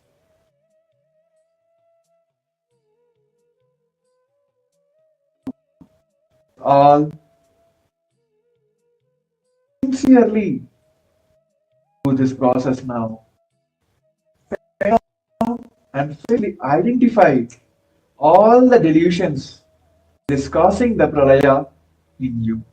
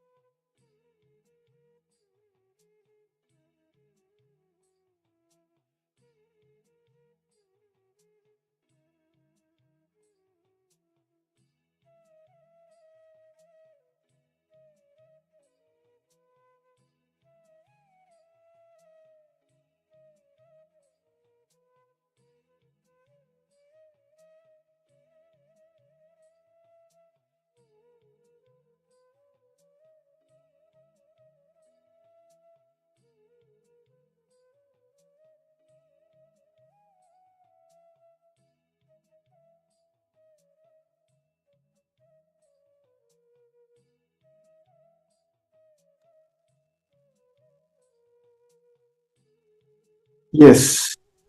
Now we have identified and written all the delusion that is causing the pralaya in our life.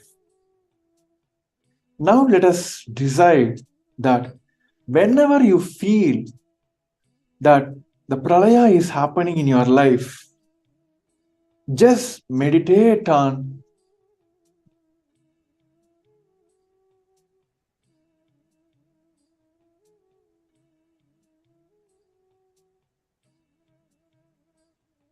oh yes, sorry for the technical glitch.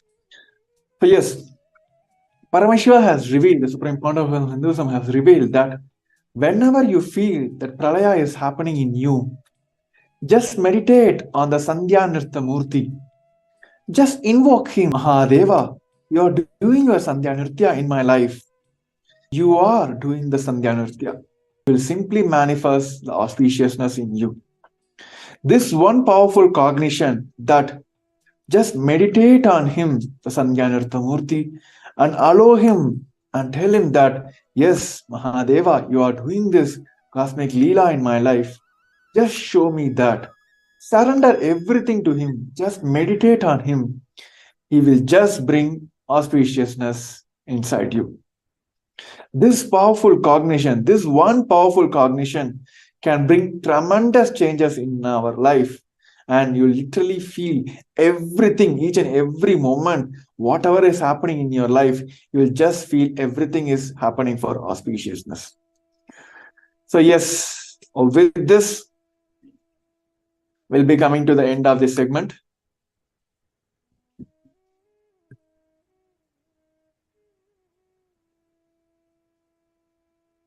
And also I request all the viewers on Facebook and YouTube. And now we'll be entering into yet another segment, which says, what is the benefit of all this Bhava Samadhi Darshans that Supreme Founder of Hinduism is giving us during this upcoming Paramashivam? And also, what is this current world is facing as a problem, and what is the solution Kailasa is offering through the Paramashivam? So I request all the participants, you can take a few seconds, a few minutes to share the live to all your friends and families whom you feel they should get the benefit of this Paramashivam. And also you can share on your social medias how this one breakthrough, one understanding gives a breakthrough in your life. So let's take a few moments and quickly share the live to all our friends and families. So all of us will have the best Paramashivam, which is directly given by the Supreme Pontiff of Hinduism, a 21-day program, awakening all of us to the superconscious breakthroughs.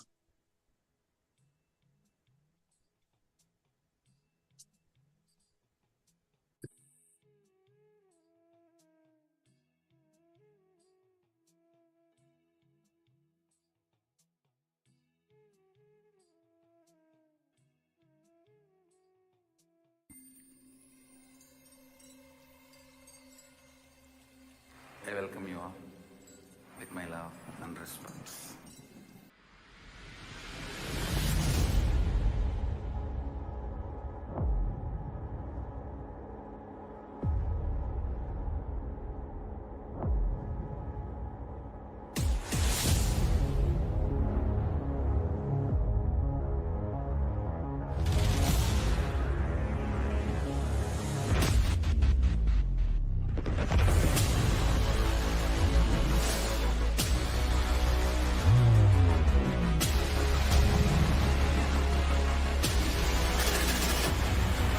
You will become Paramashivam.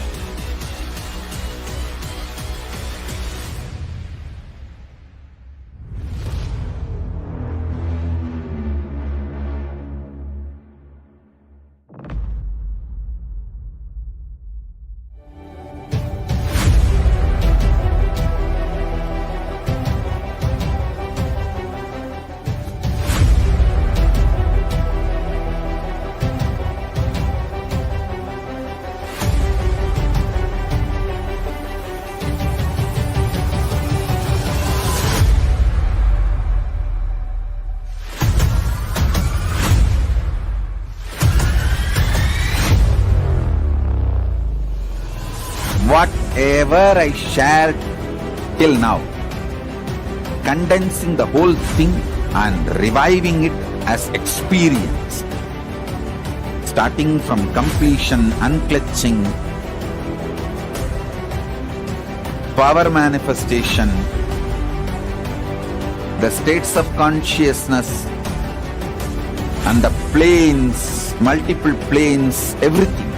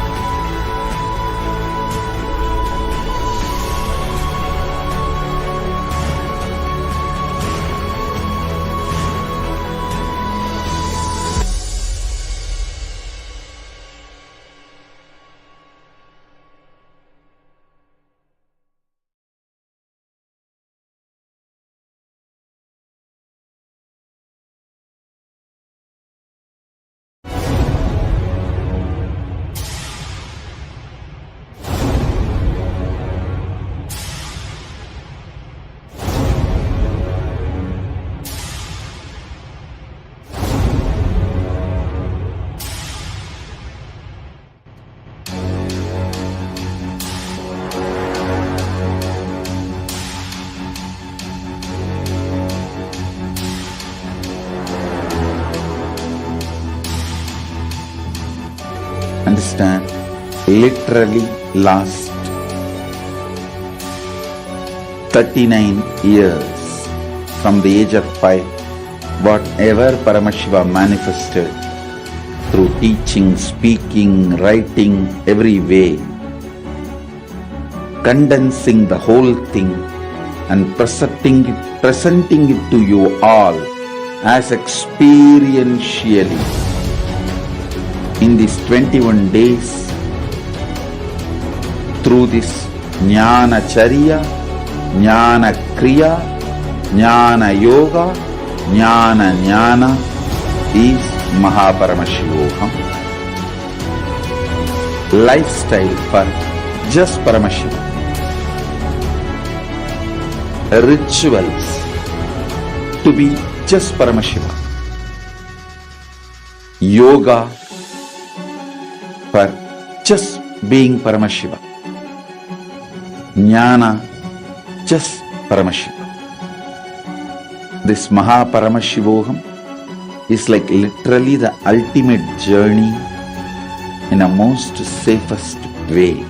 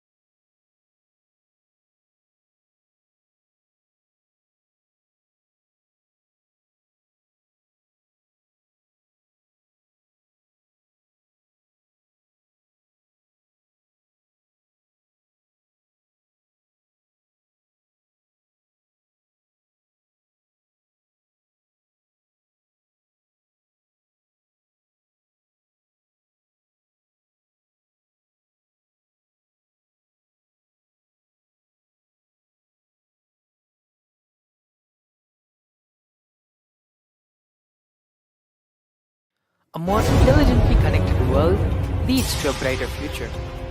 An enlightened humanity leads to a better world. During the Paramashivam program, we help people to discover their superhuman possibilities and help them to find and achieve the true purpose of their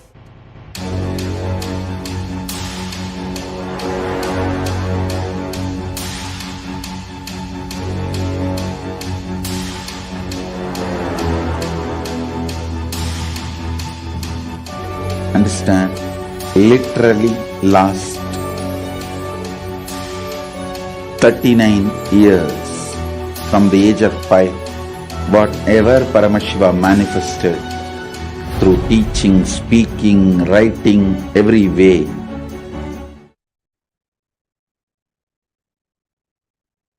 So in this today's segment, we have seen how Paramashiva is one of the wonderful truths about how we can perceive life as auspicious.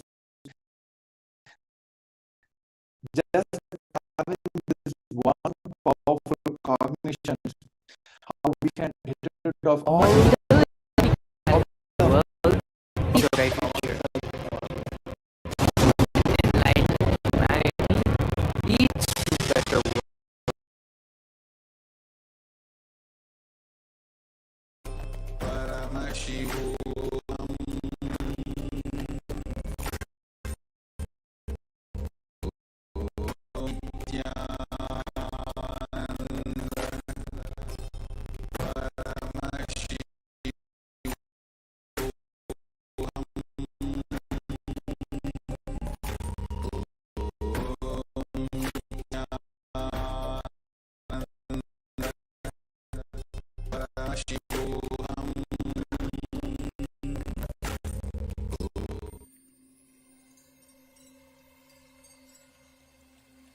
I welcome you all with my love and respect.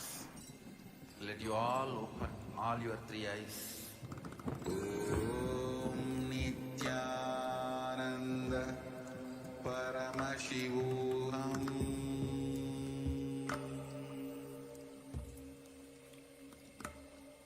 Om Nithyananda Paramashivam.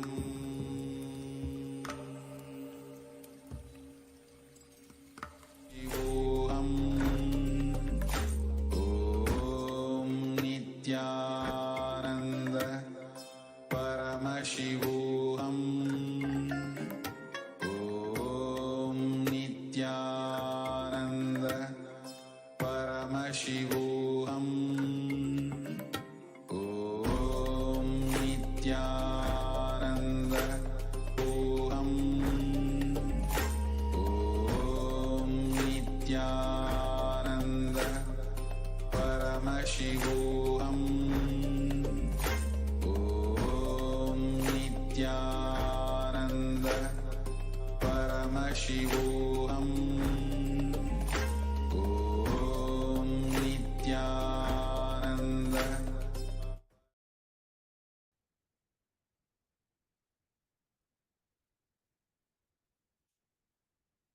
yes, everyone.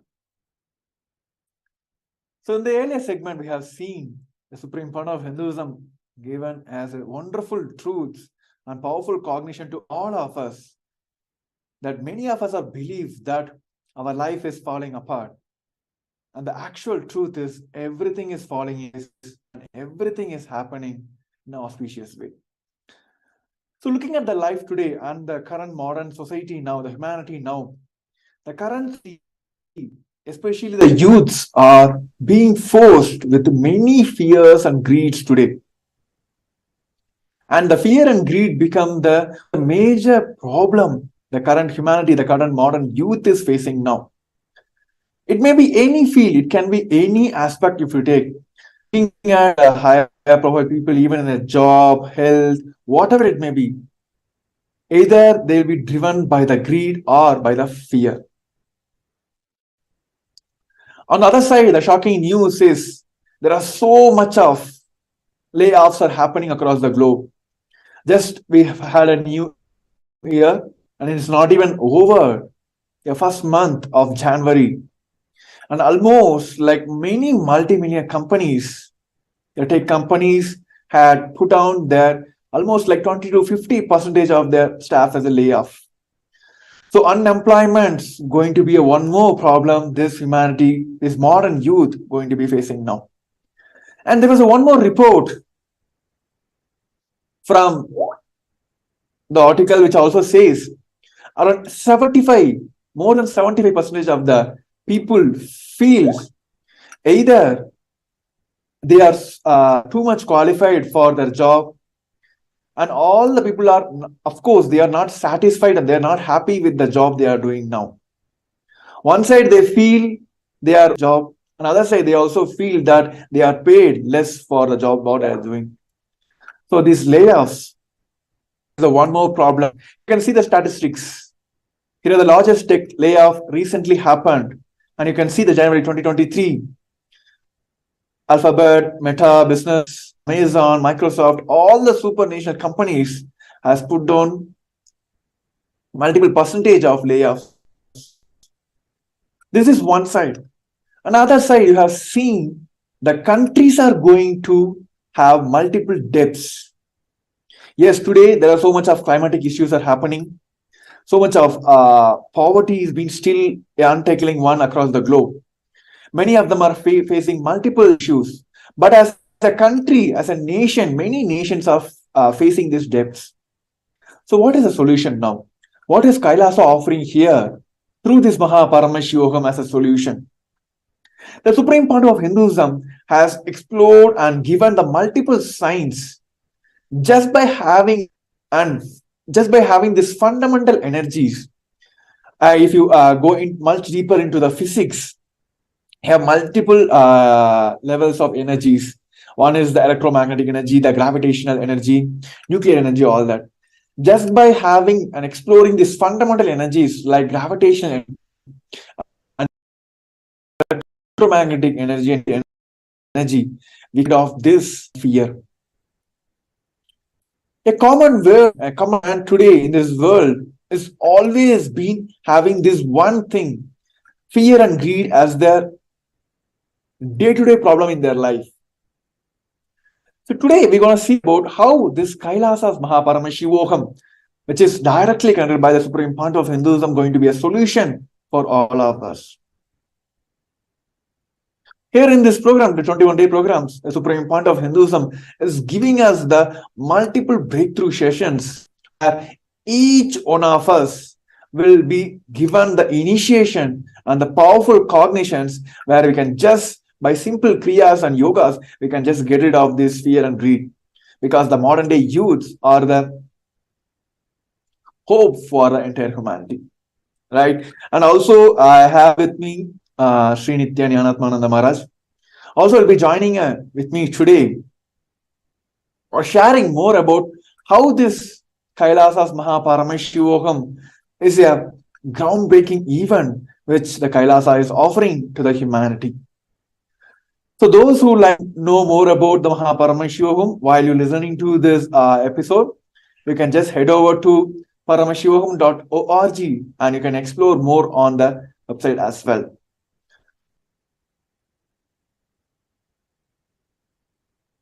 Yes.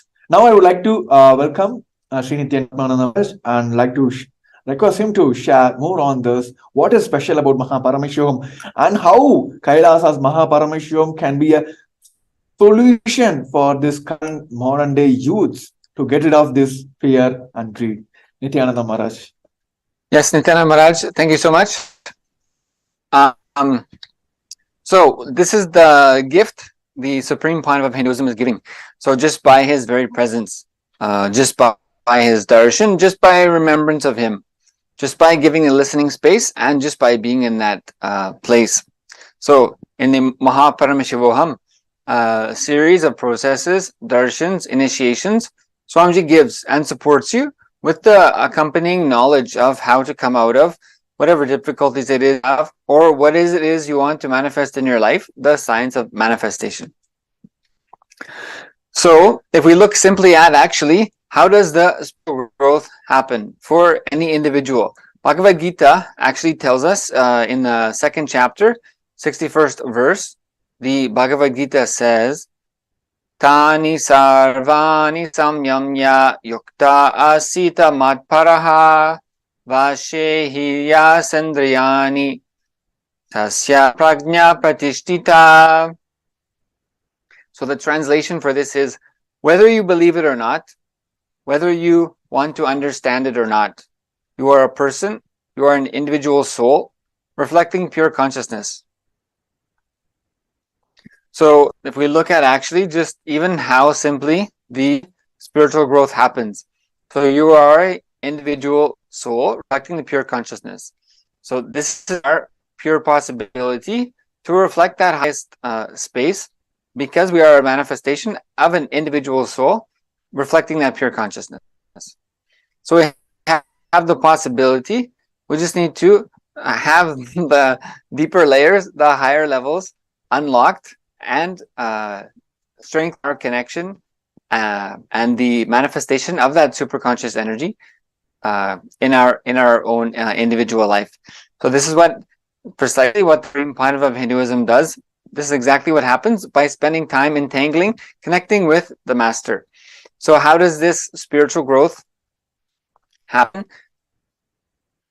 Swamiji reminds us, your conscious decision to empower the oneness experience is enough for the oneness to blossom in you, the oneness to take over you. It's just declaring your willingness, the conscious willingness.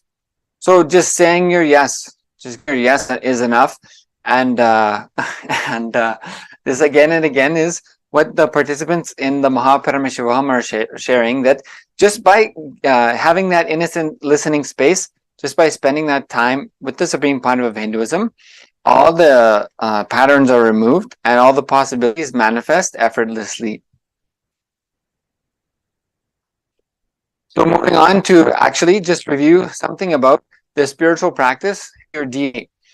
So this is a lot of the studies of epigenetics is showing how your spiritual practice actually can change your DNA. So for example, some of these studies are saying boosted genes had 3 main beneficial effects: improving the efficiency of mitochondria, our house of cells, boosting insulin production, which improves control of blood sugar, and preventing the depletion of telomeres, caps on chromosomes that help DNA stable, and so prevent cells wearing out and aging. So these are some of the benefits that have been shown through the spiritual practice, the impact on your DNA. This is called the study of epigenetics, that the cell energy is boosted and the blood sugar becomes stable, and your chromosomes engage in this process of anti-aging because they are more resilient.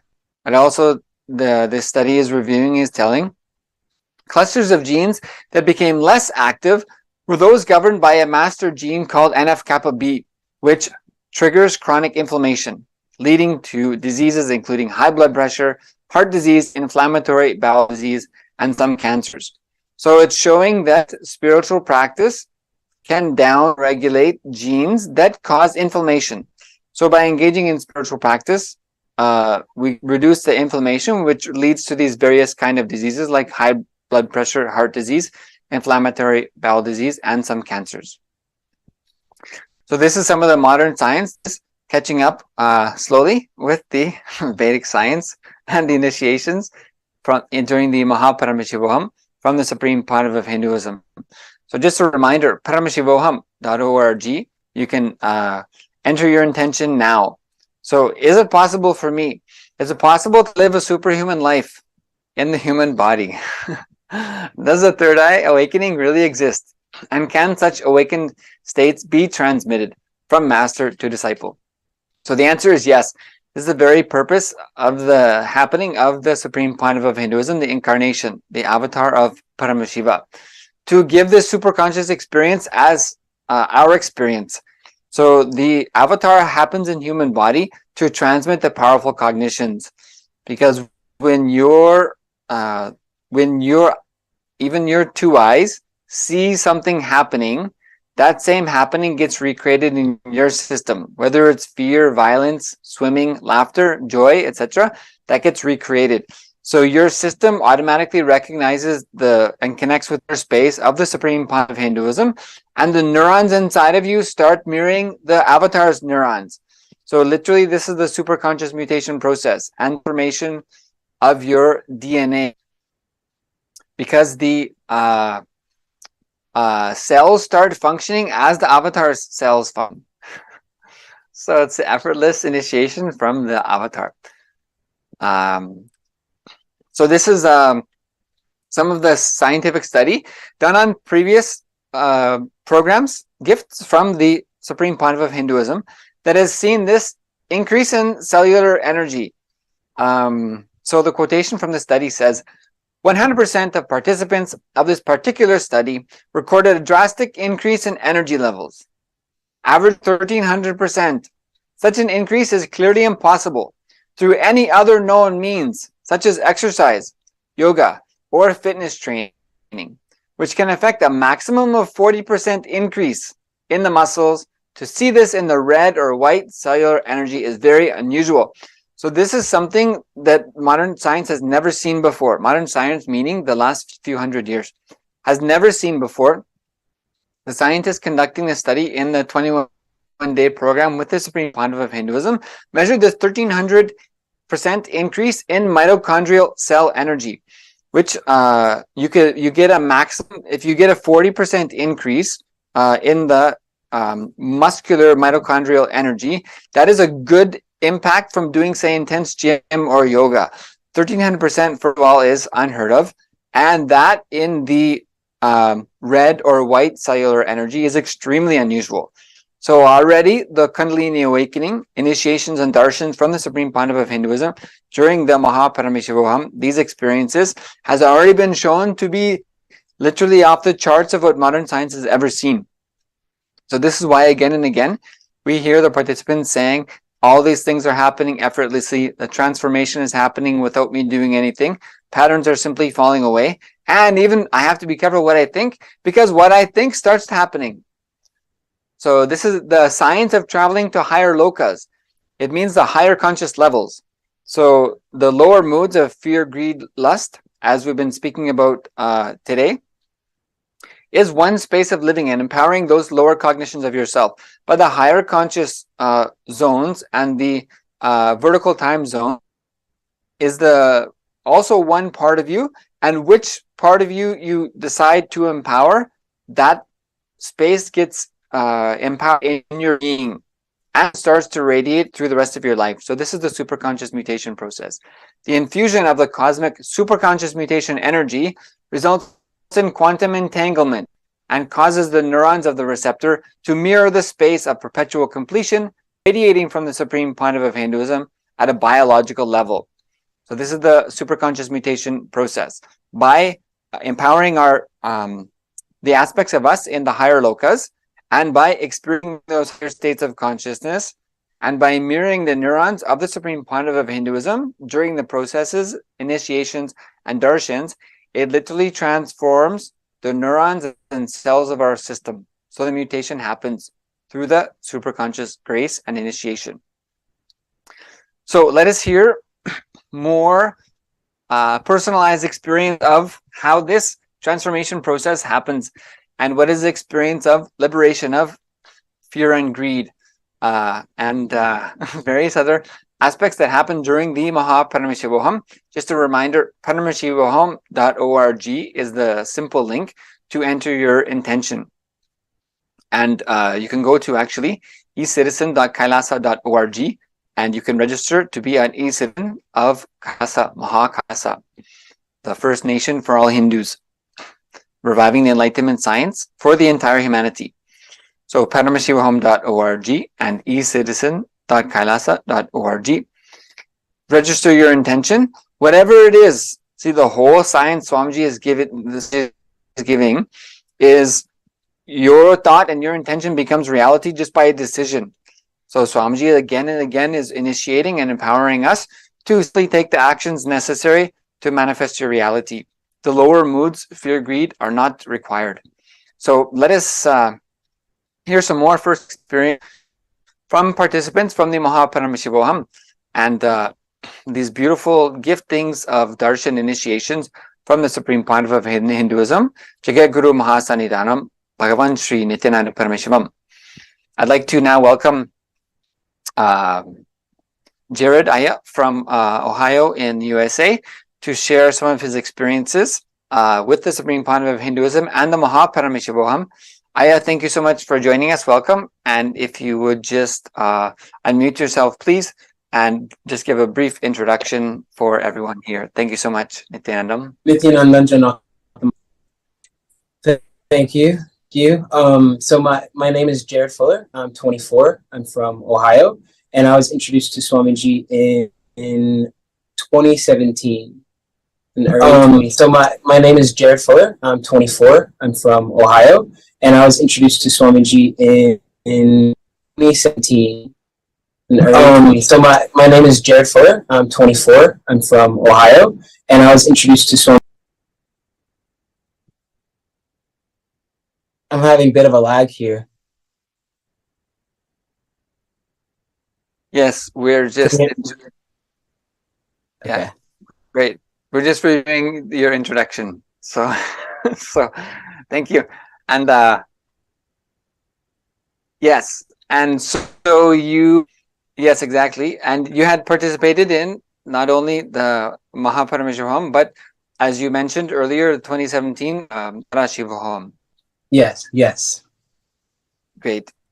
Okay, thank you so much. And yeah, so now, with your experiences with the Supreme Pontiff of Hinduism and the superconscious, so things feeling as impossible reality happening just effortlessly. So, what would you share about this whole Darshan initiation processes with the Supreme Pontiff of Hinduism, such as the Paramashivam? What is that experience for you? Absolutely. Like, especially in regards to fear and greed, I can say, and to the people who are just now being introduced to Swamiji, I want you to like really listen to this one. So you don't really understand how much fear and greed you're carrying around with you on the day-to-day until it's just removed from you. You know, like Swamiji will literally just, you come and you sit for the darshans and you have the initiations. And personally for me, I had a lot of fear in regards to pain, a lot of fear in regards to like spiders and insects and things like that. And I don't know when it left or when it changed, but I know for a fact that Swamiji just made it redundant. And what you realize is that when it becomes redundant, you'll see it happening and you'll see like, oh wow, I normally would react this way, but now I'm consciously interacting with whatever is going on.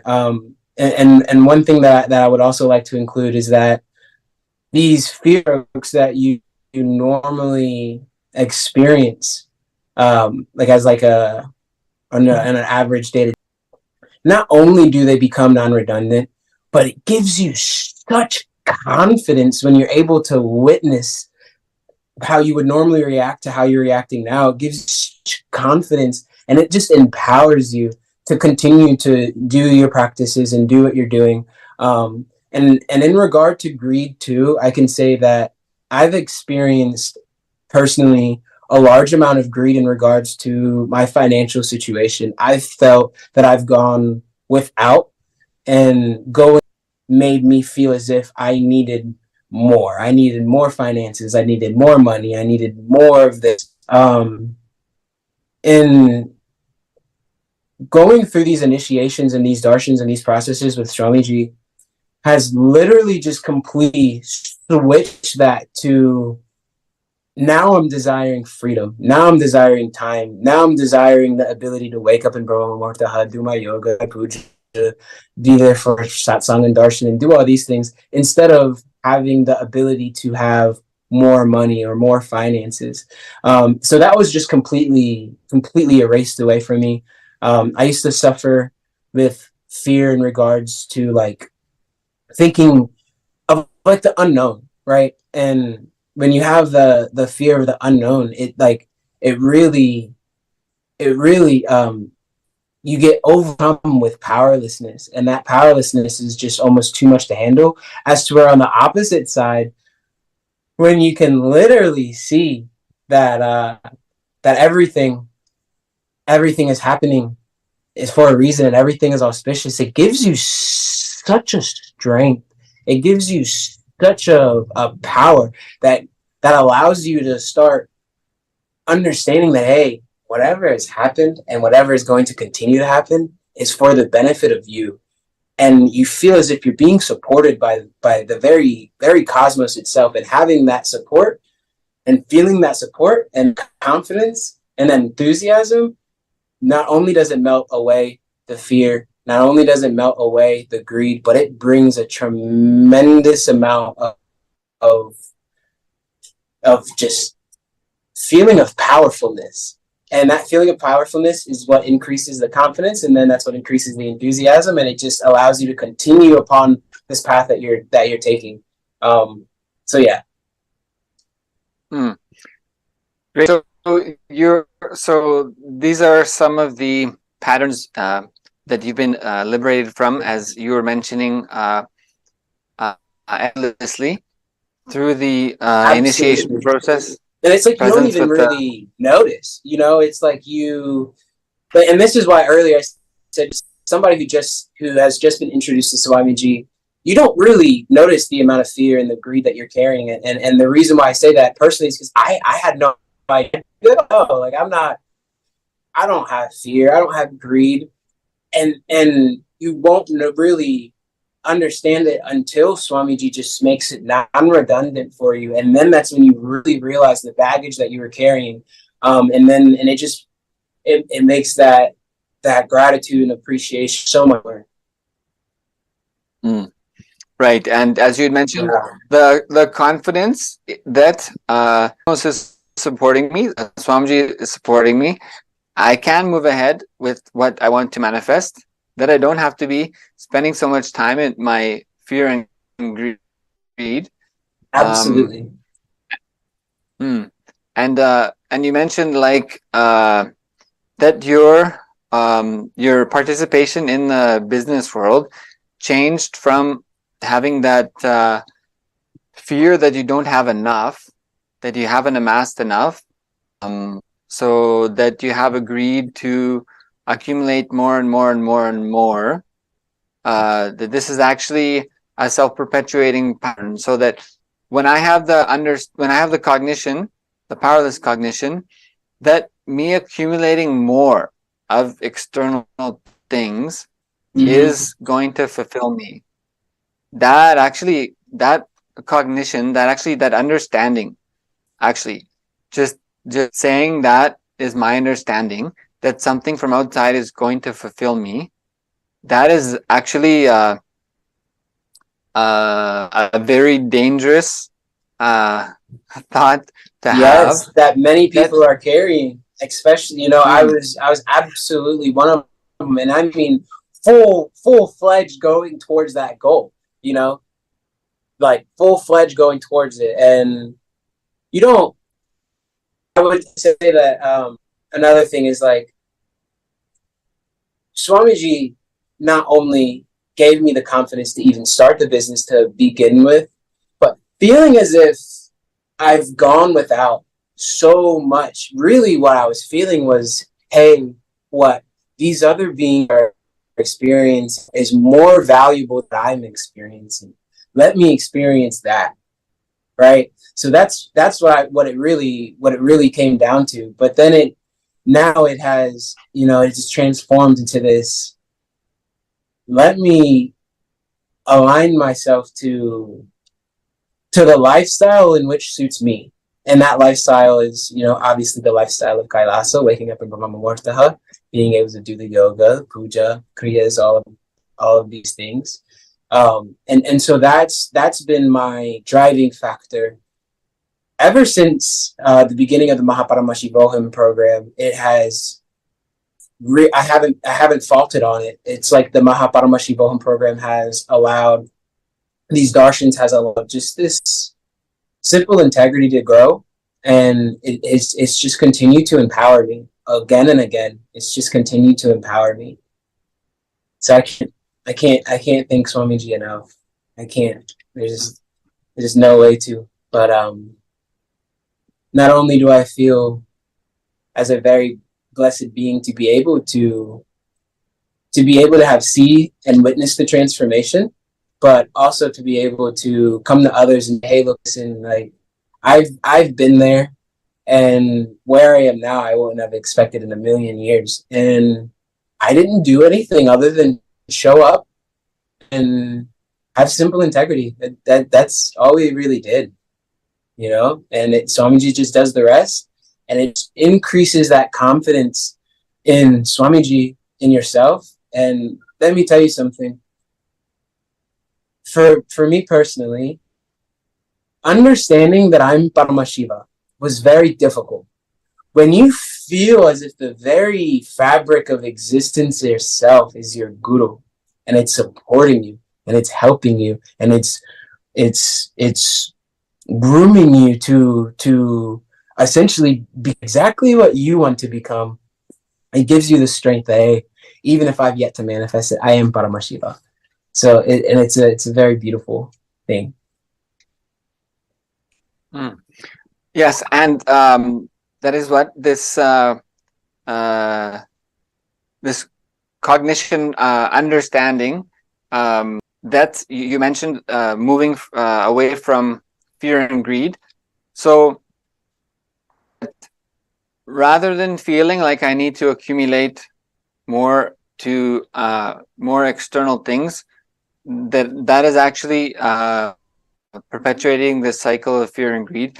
But actually that your focus had changed to, okay, now let me focus on the things that bring me inner fulfillment, the things that empower me to sustain that fulfillment and to live blissfully in my life. That's a huge shift, actually. Especially for a young person to come from effortlessly the experiences with the Supreme Pandav of Hinduism. A complete shift on looking at life of, okay, all these things I see outside, actually none of them will fulfill me. Let me focus on what brings me inner fulfillment and to work for that. That is a huge transformation. It is. It's a massive transformation that required little effort by my part. Very little effort by my part. Exactly. And I know you had a lot of different beautiful experiences in your life, and in the Paramashivam with the Supreme Pandav of Hinduism. We have a couple minutes. I don't know if you want to briefly share one of your darshan experiences or anything else. I'd love to. Yeah. So actually, this experience that I had recently.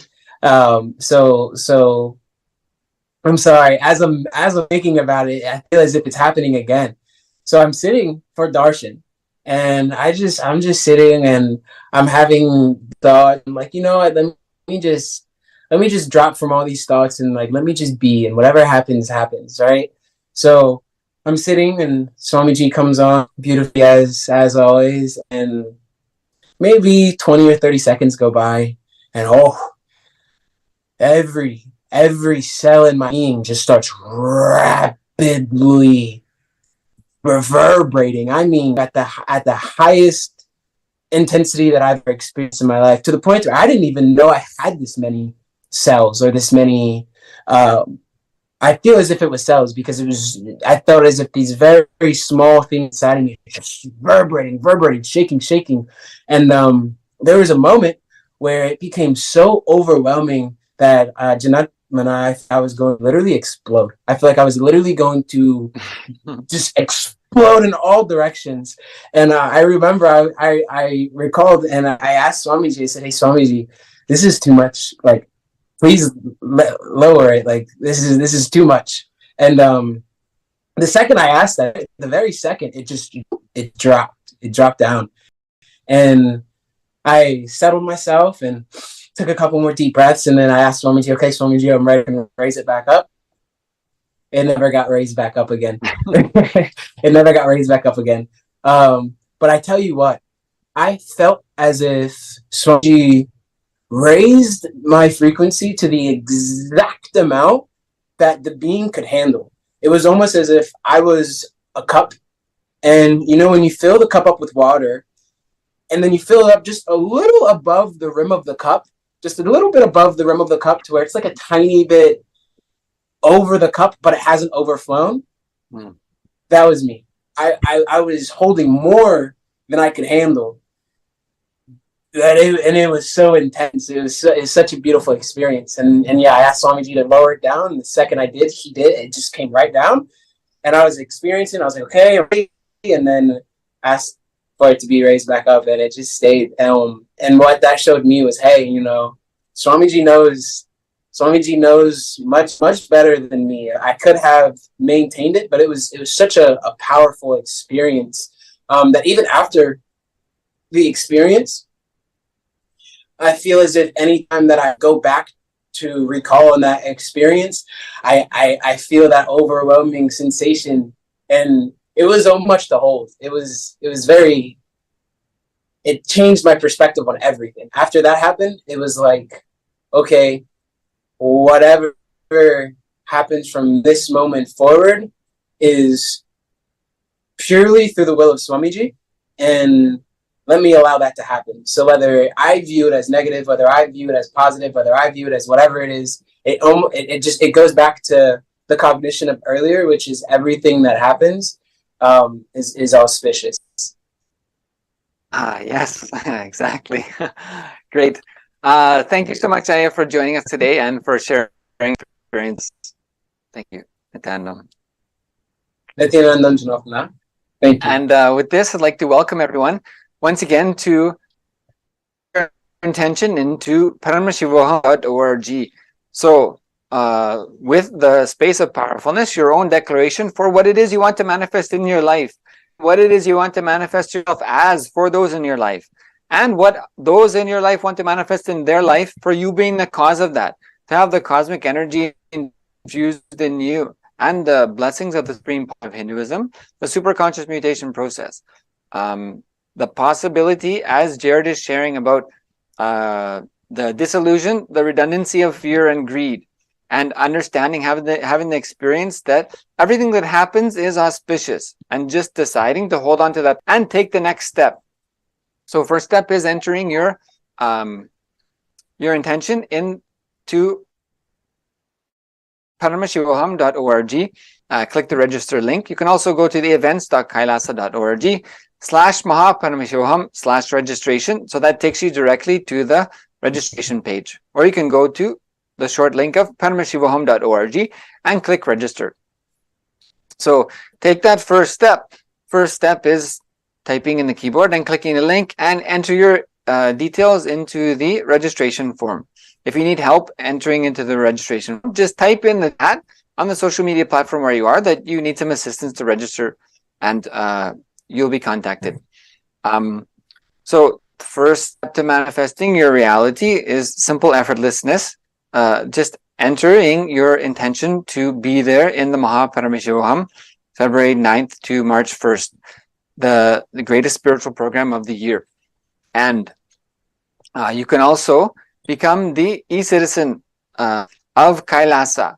So the First Nation for all Hindus and the First Nation for the enlightenment of the humanity, the new era, the reawakening of the consciousness on the planet Earth, happening from the grace of the blessings of the Supreme Pontiff of Hinduism.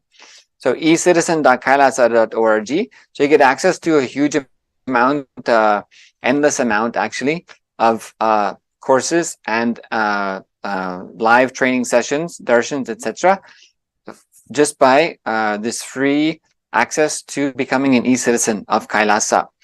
So as Swamiji has told, the opening of the Mahakailasa and the Mahaparamashivaham next season happening all in this year. So that constant auspiciousness available.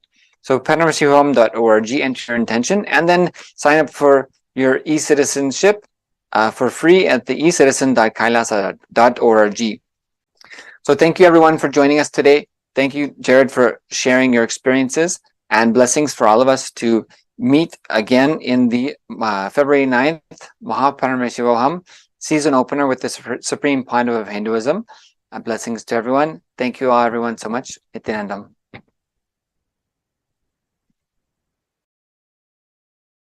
A more intelligently connected world leads to a brighter future. An enlightened humanity leads to a better world. During the Paramashivam program, we help people to discover their superhuman possibilities and help them to find and achieve the true purpose of their birth by giving them the techniques, practices, and methodologies from the Vedagamas, the original source scriptures of Hinduism. The Supreme Pontiff of Hinduism is reviving the ancient original Vedas and Agamas in all its glory, in a user-friendly way for the modern mind. The Supreme Pontiff of Hinduism is transforming human beings into divine beings, reviving, initiating, and replicating the 463 powers from the Agamas revealed by Paramashivam. The Supreme Pontiff of Hinduism is not just giving solutions for every problem man faces, but is making them irrelevant to their lives by transforming human beings into divine beings. Listen. Any argument presented by your mind, body, your present reality to establish you are not Paramashiva, you are not omniscient, omnipotent, omnipresent. Anything presented to prove you are not Paramashiva is illegitimate. Decide this. This is super determinism. Understand? Anything you declare as illegitimate will lose power over you, will die in few days, few minutes, maybe in few weeks, whatever few days it takes. It will not have power over you. Understand, this is the method for sudden enlightenment. This is the method for sudden enlightenment. It happens by the Shaktipada. Here Paramashiva is sitting to tell you all, you are Paramashiva, you are me, with Shaktipada and Shaktinipada. The Dvitiya Vijnasa Krama is an extensive and thorough yoga sequence to prepare your body to receive the experience being given by the Supreme Pontiff of Hinduism. Through the yoga, which is aligned as per the source scriptures laid down by Paramashiva and the Agamas, you break all the impossibility in your body and in turn break the very cognition of impossibility.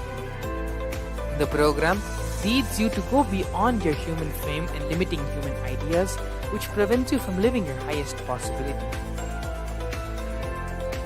I will reach you wherever you are, whichever corner of the world you may be. I will reach you with enlightenment. Again I tell you, I am not here to prove I am God, I am here to prove you are God. Don't wait to become divine. Register now at paramashivoham.org.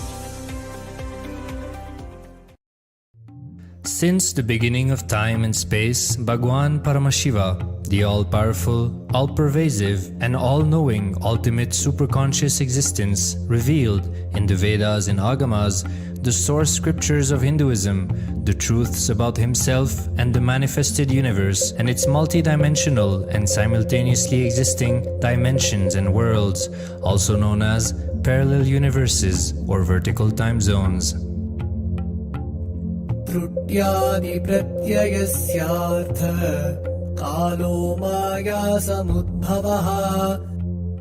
The Kala Tattva, which gives rise to the knowledge of various time zones and parallel universes such as Truti and others, is originated by Ananteshwara from the impure Maya. Bhagwan Paramashiva mentions that as we experience the various higher states of consciousness, we simultaneously experience the various time zones. We get transported to the parallel universe and experience the other dimensions of our own existence, of our own personality. Listen, Subarloka is all about stable bliss, absolute health and stable bliss. Maharloka is all about the highest peak possibilities. Jana Loka is the place where you can exist in multiple bodies at a time. You experience oneness as the super reality. Tapaloka is that last struggle you go through. Sometimes you know you are Paramashiva, sometimes you just slip off, but again you say, I am Paramashiva. That space is the Tapoloka, an absolute surrender. Whether I am remembering, I am manifesting Paramashivatva, or I am deluded, I surrender both to Paramashiva. When you take that decision, you are lifted to Brahmaloka. You move to the Brahmaloka. The deep surrender lifts you to Brahmaloka. Then from there, you move to Parandama, Vaikunta, and Kailasa, then Mahakailasa itself. The key to unlock these parallel universes is hidden in the spine of the human body. Human beings, only human beings on this planet Earth are empowered, hardwired, capable of migrating to parallel universe. Understand? Your spine is not only hardwired, capable of fuel, charged to lift you off to different parallel universes. Sukritan manavo bhutva jnani chen mokshamapnuyat chaturashita laksheshu sharireshu sharirinam namanushyam vina yatra tattvahanantu labhyate. Of the 8.4 million body forms, the human body is the most important, for it is this form in which one gets knowledge of the essence. This knowledge of essence cannot be attained in any other form other than human. The possibility you have need to be told to you. Understand? Even though animals have spine, because the majority of the time they spend horizontally, the spine is not capable of getting fuel with a subtle fuel called ojas. The ojas need to be filled in your spine, and the kundalini need to be ignited for you to reach parallel universe and different vertical time zone spaces. When our state of consciousness is raised, we start experiencing these higher lokas, allowing the various possibilities and powers available in these universes to start expressing in our own human body. Recently, scientists have discovered that the human body, particularly in the brain, naturally produces light in the form of biophotons, and that when our state of consciousness is lifted, the brain moves from producing a normal 20 photons of light per centimeter square per second to more than 100,000 photons of light per second. That shows us that as we start to experience higher and higher states of consciousness, we start to produce huge amount of light, which is directly proportional and translatable to the amount of possibilities and powers that start to manifest on this plane as well as the freedom from pains and sufferings experienced by beings in lower states of consciousness. These higher lokas gives you various possibilities, powers. For example, imagine, visualize you going to a different country where the electronic gadgets are easily, freely available. So naturally, everything you can gain through the electronic gadgets will be available to you freely. Same way, Kamadhenu, Karpagavriksha, Parijata, all these are like different gadgets, possibilities available in different lokas. Please understand, a permanent, irreversible power manifestation from the upper lokas is possible. Once these possibilities and powers start to express in the human body on the Bhuloka, our present plane, we reach a point of no return, where the cognitive shift which happens in us about who we are and what is the reality hidden behind this perceivable world frees us from the deluded ideas we have about ourselves and the life in the cosmos. The moment your consciousness is empowered to access and to exist in the parallel universe, no force in this Bhuloka, planet Earth, can torture you, abuse you, suffocate you. It is irreversible, permanent enlightenment, irreversible, permanent empowerment. In the source scriptures of Hinduism, the Vedas and Agamas, Bhagwan Paramashiva reveals about the importance of being initiated by a guru who is fit of giving initiation for us to raise into the various states of consciousness and experience the higher time zones.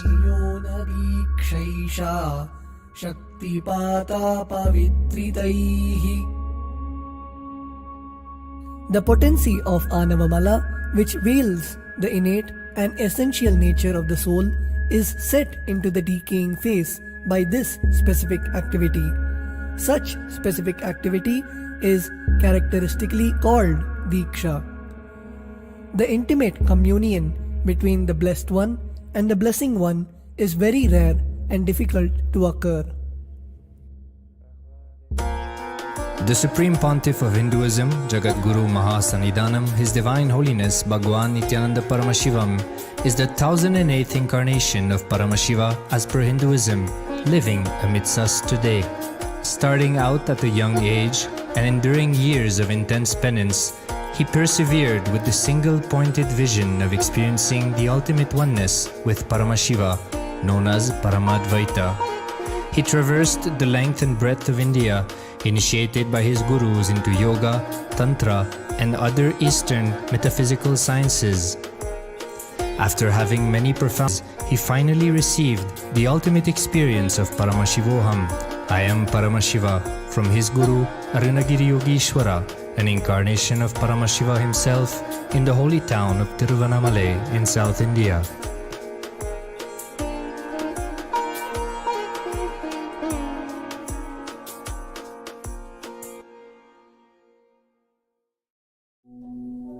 The brain is the body's most complex organ, containing more than 100 billion neurons, each of them in chemical and electrical conversation with up to 10,000 other neurons. Its sheer capacity to process the various happenings of life is astonishing. The scientific studies on the Supreme Pontiff of Hinduism's brain remarkably shows that the complexity presents no difficulty for the Supreme Pontiff of Hinduism in managing his brain's activity. The Supreme Pontiff of Hinduism's capacity to control his brain is very fluid. He can easily shift his brain function and alter his brain waves, allowing the travel into various time zones possible and effortless. The results from the scientific studies conducted on the Supreme Pontiff of Hinduism showed that the human body and brain is able to choose to alter the body and to travel to other dimensions at will. The possibility for people to experience the healing capabilities as well as the higher states of consciousness is an event of immense benefit for humankind. The science of altering the rates and progression of many physical diseases, mental instabilities, and ultimately the superconscious breakthrough has now been made available and achievable for today's humanity. The Supreme Pontiff of Hinduism is a bridge between the visible and the invisible. He is also a bridge between the age-old world of mysticism and the modern world of discovery. As brain your present reality, to establish you are not Paramashiva. You are not omniscient, omnipotent, omnipresent. Anything presented to prove you are not Paramashiva.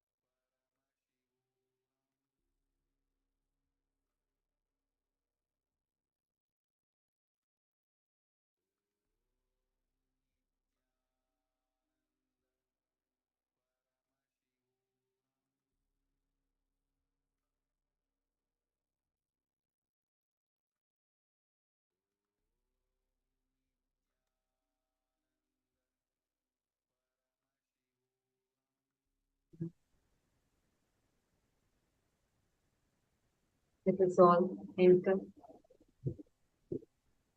to the most awaited part of our day, which is the Darshan. We also welcome all the viewers they've joined us now. From Facebook, YouTube, and other social media platforms, and all the program participants for participating in this preparatory program for Paramashivam. Now all of you are intensely doing the visualization process in the program. Just hold on to that.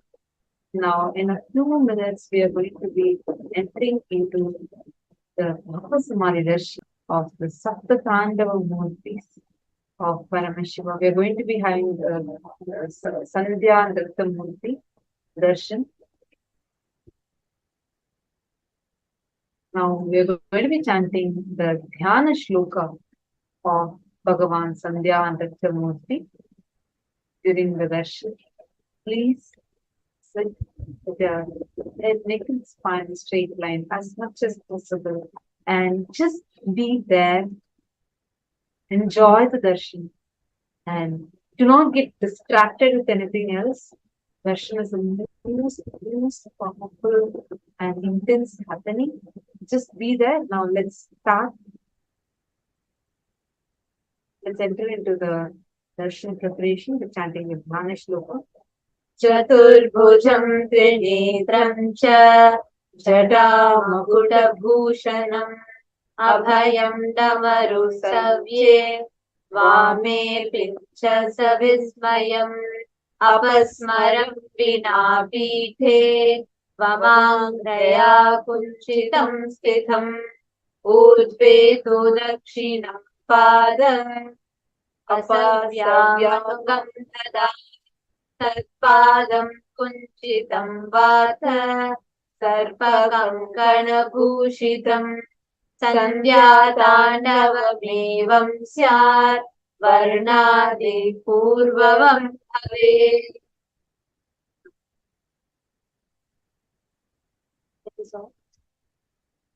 Meditate on this form of Sandhya Nritta Murthy, Sandhya Tandava Murthy.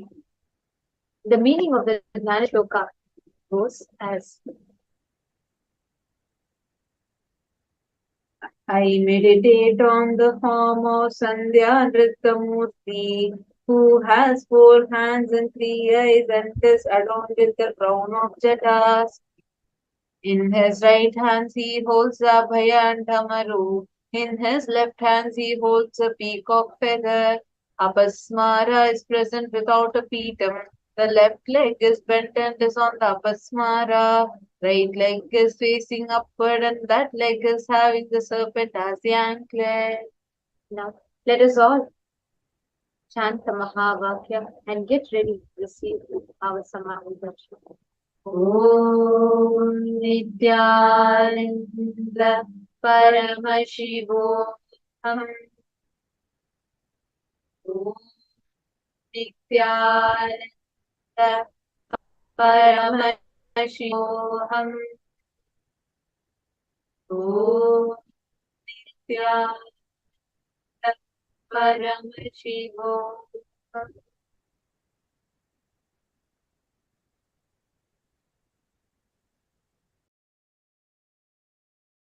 Connecting with the divine with your eyes closed is meditation. Connecting with the divine with your eyes open is darshan. Come, let us all now move from meditation to darshan. Slowly, very slowly, please open your eyes.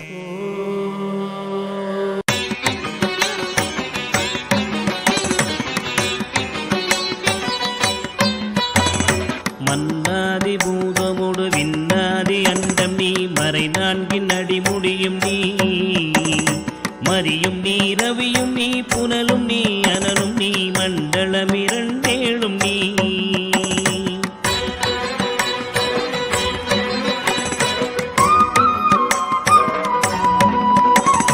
என்னும் நீ யானும் நீ பல்லுயிர்க்குயிரும் நீ பிறவும் நீ ஒருவன் நீயே வேதாதி வேதம் நீ பாதாதி கேசம் நீ பெற்ற தாய் தந்தை நீயே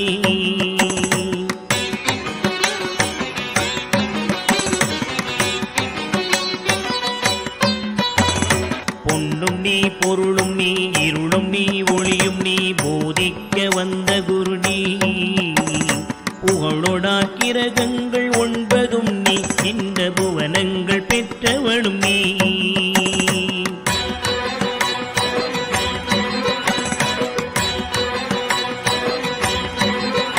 நரிய ஜீவ கோடிகள் ஈந்த அப்பனே, என் குறைகள் யார் குறைப்பே? குறை தீர்க்கும் தூயவா, குன்றம் போல் நின்றவா, நித்யானந்த தேவா. குறை தீர்க்கும் தூயவா, குன்றம் போல் நின்றவா, நித்யானந்த தேவா.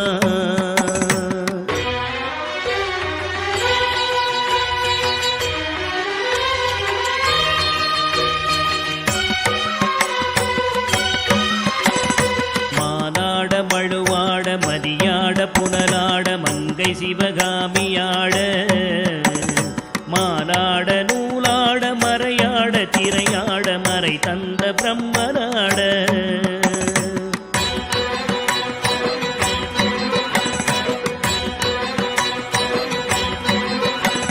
கோனாட வானுலகு கூட்டமெல்லாம் ஆட குஞ்சர முகத்தனாட, குண்டலமிரண்டாட தண்டை புலி உடையாட குழந்தை முருகேசனாட.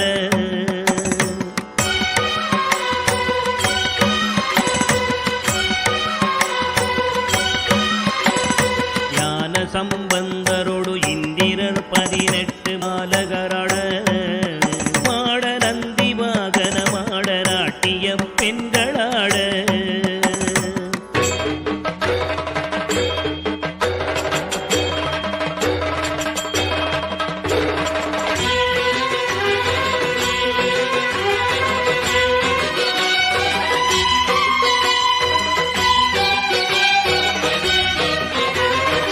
இணையோடு உனை பாட எனை நாடி இது வேளை விருதோடி ஆடி வருவாய்.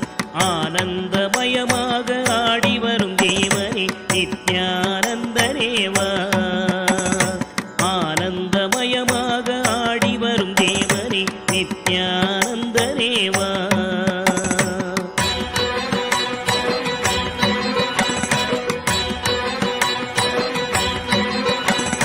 கடலென்ற புவி மீதில் அலையென்ற ஒரு கொண்டு கனவென்ற வாழ்வை நம்பி, காற்றென்ற மூவாசை மாறுதச் சுழலிலே கட்டுண்டு நித்தம் நித்தம்.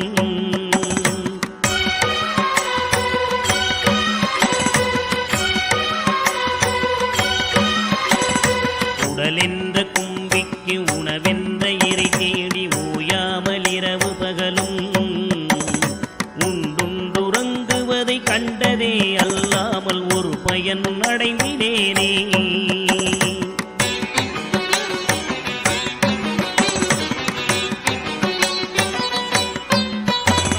தடமென்ற விடிகரையில் பந்த மாசங்களெனும் தாபர பின்னலிட்டு, தாயென்று தேயென்று நீ என்று நான் என்று தமியேனையும் வண்ணமா.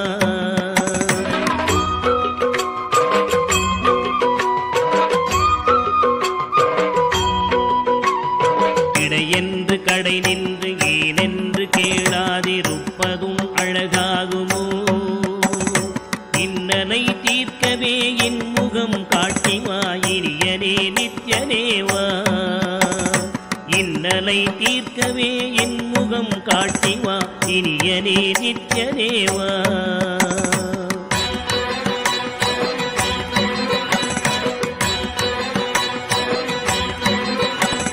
பம்பு சூனியமல்ல வைப்பல்ல மாரணம் தம்பனம் வசியமல்ல, பாதாள வஞ்சனம் பரதாய பிரவேசம் அதுவல்ல ஜாலமல்ல.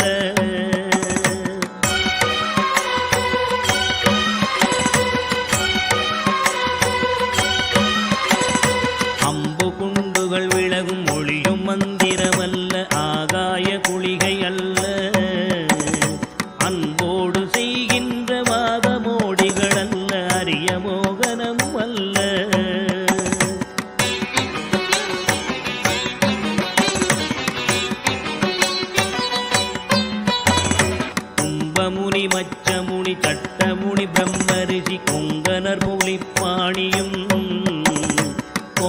டாக்டர் வள்ளுவர் போகமுனி இவரெல்லாம் கூறிடும் வைத்தியமல்ல. என்பனது உன்னடி விட்டு நீங்காது நிலை நிற்கவே புகழ வருவாய். என் மனதில் நீங்காது நின்றிடும் நேசரே நித்யானந்தரேவா. என் மனதில் நீங்காது நின்றிடும் நேசரே நித்யானந்தரேவா.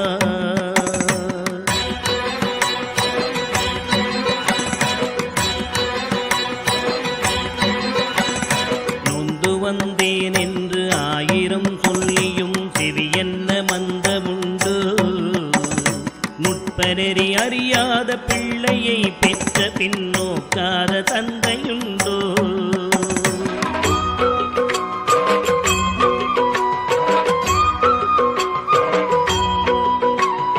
தந்தமும் தஞ்சம் என்றடியை பிடித்த பின் தளராத நெஞ்சமுண்டோ.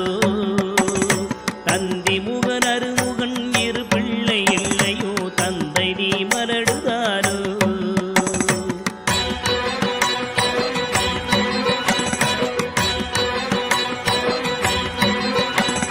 விந்தையும் ஜாலமும் உன்னிடம் இருக்குதே வினையொன்றும் அருகிலேனே. வீரமும் சாஸ்திரமும் உன்னையே புகழுதே வேடிக்கை இது வல்லவோ.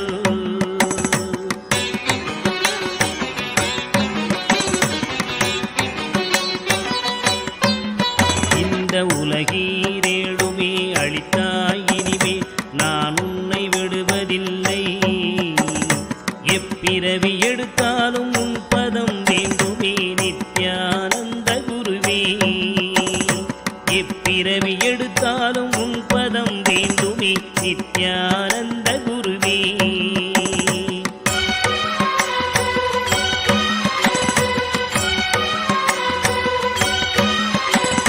வழிகண்டு உன்னடியை துதியாத போதிலும் வாஞ்சையில்லாத போதும் வாலாயமாய் கோயில் சுற்றாத போதிலும் பஞ்சமே செய்த போதும்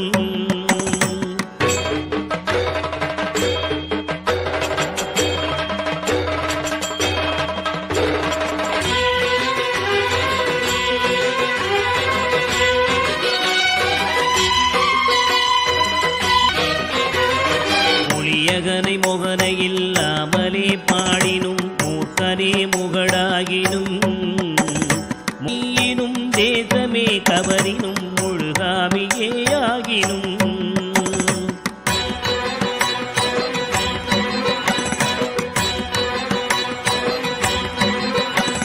பழியன கல்லவே தாய் தந்தை கல்லவோ பார்த்தவர்கள் சொல்லார்களோ.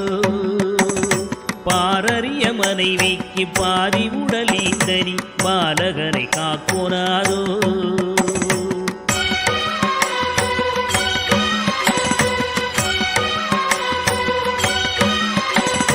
எழில் பெரிய அண்டங்கள் அடுக்காய் அமைத்தனி என் குறைகள் தீர்த்தல் பெரிதோ. என் குற்றம் போக்கியே என் மனம் குளிர வரும் நித்யானந்த குருவே. என் குற்றம் போக்கியே என் மனம் குளிர வரும் நித்யானந்த குருவே.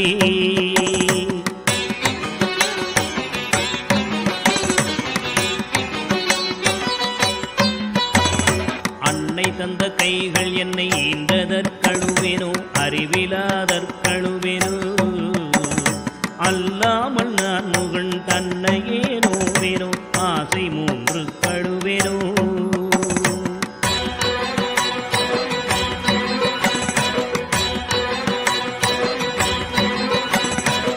பிறப்பென்ன வினை செய்தேன் என்றழுவேனோ மூட அறிவு கழுவேனோ. முள்ளிலன் வினை வந்து மூழும் என்றழுவேனோ முக்தி வரும் என்றுணர்வனோ.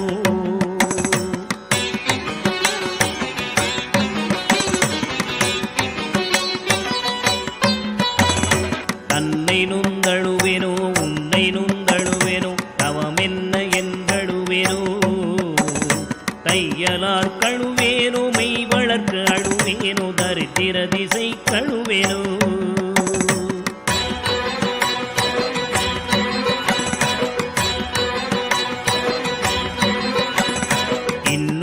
பிறவி வருமோ என்று அழுவேனோ எல்லாம் உரைக்க வருவாய். மானிட பிறப்பருக்கும் மாறாத மாயனே நித்யானந்தனேவா. மானிட பிறப்பருக்கும் மாறாத மாயனே நித்யானந்தனேவா.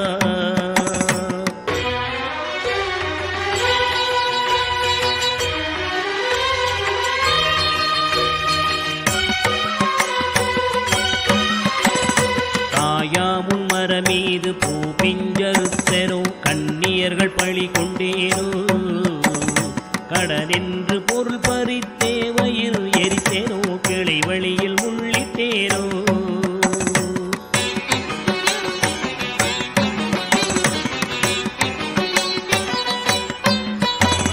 தாயாருடன் பிறவிக்கென்ன வினை செய்தேனோ தந்த பொருள் இல்லை என்றேனோ. நான் என்று கருவித்து கொலை களவு செய்தேனோ தவசிகளை ஏசினேனோ.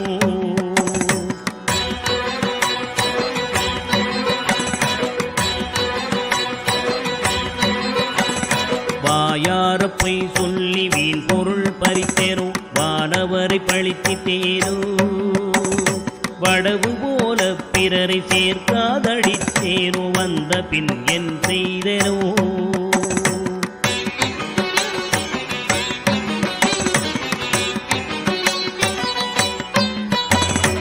ஈயாத லோபி என்றே பெயர் எடுத்தேனோ எல்லாம் பொறுத்தருள்வாய். பொறுமையின் சீலனே இன்முகநேயனே நித்யானந்தனேவா. பொறுமையின் சீலனே இன்முகநேயனே நித்யானந்தனேவா.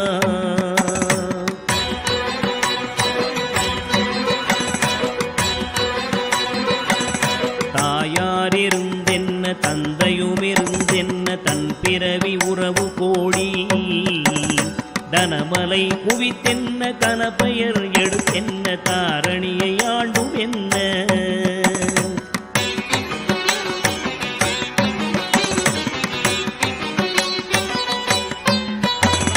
சேயர்கள் இருந்தென்ன குருவாயிருந்தென்ன சீடர்கள் இருந்தும் என்ன. சித்துகள் பலவும் கத்தென்ன நித்தமும் விரதங்கள் செய்ததென்ன.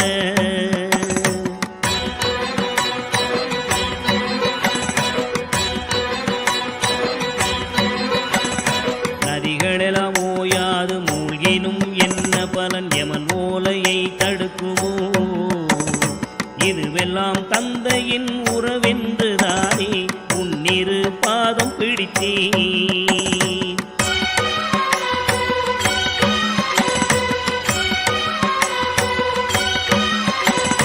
யார் மீது உன் மனம் இருந்தாலும் உன் கடை கண் பார்வை அது போதுமே.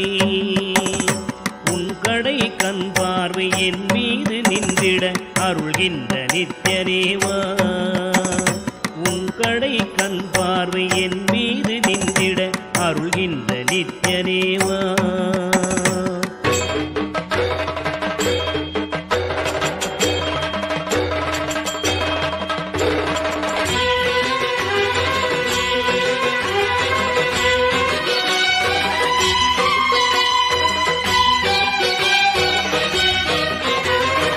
இன்னமும் சொல்லவோ உன் மனம் கல்லோ இரும்போ பெரும் பாறையோ. இரு செவியும் மந்தமோ கேளாது அந்தமோ இது உனக்கு அழகுதானோ.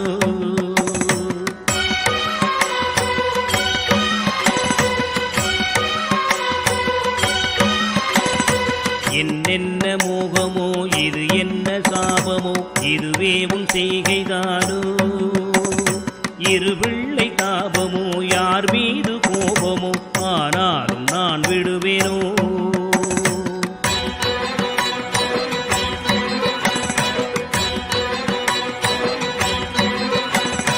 உனை விட்டு எங்கு சென்றாலும் விடலாவேனோ உனையடுத்தும் கெடுவேனோ. இது உன் குற்றம் என் குற்றம் ஒன்றுமில்லை உற்றுப்பார் பெற்றவையா.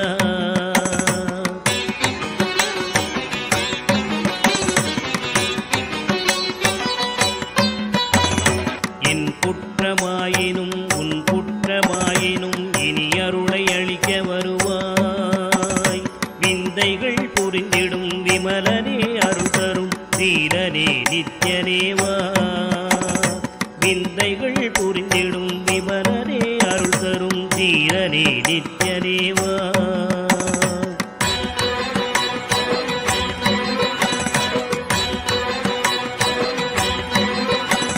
சனி ராகு கேது புதன் சுக்கிரன் செவ்வாய் குரு சந்திரன் சூரியன் சற்றெனக்குள்ளாக்கி ராசி 12ஐயும் சமமாய் நிறுத்தியுடனே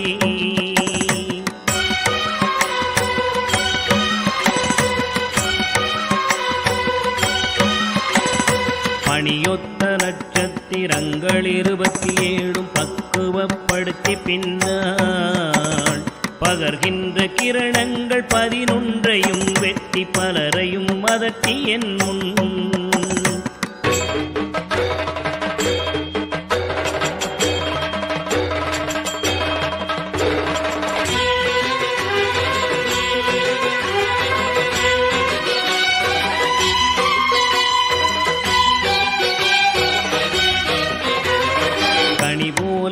பேசி கெடு நினைவு நினைக்கின்ற கசடர்களையும் கசக்கி கர்த்தனின் தொண்டராம் தொண்டர்க்கு தொண்டரின் தொண்டர்கள் தொழும்பராக்கி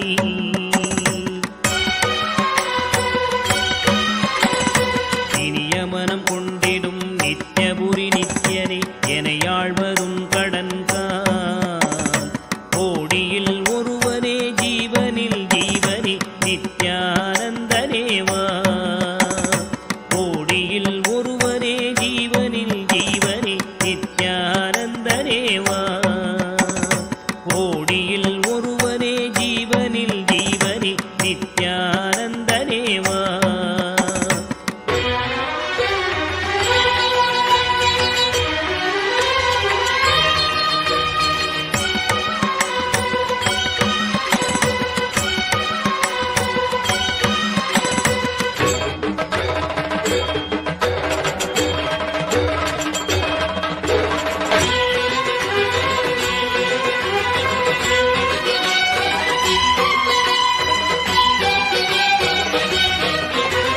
நித்யானந்தனேவா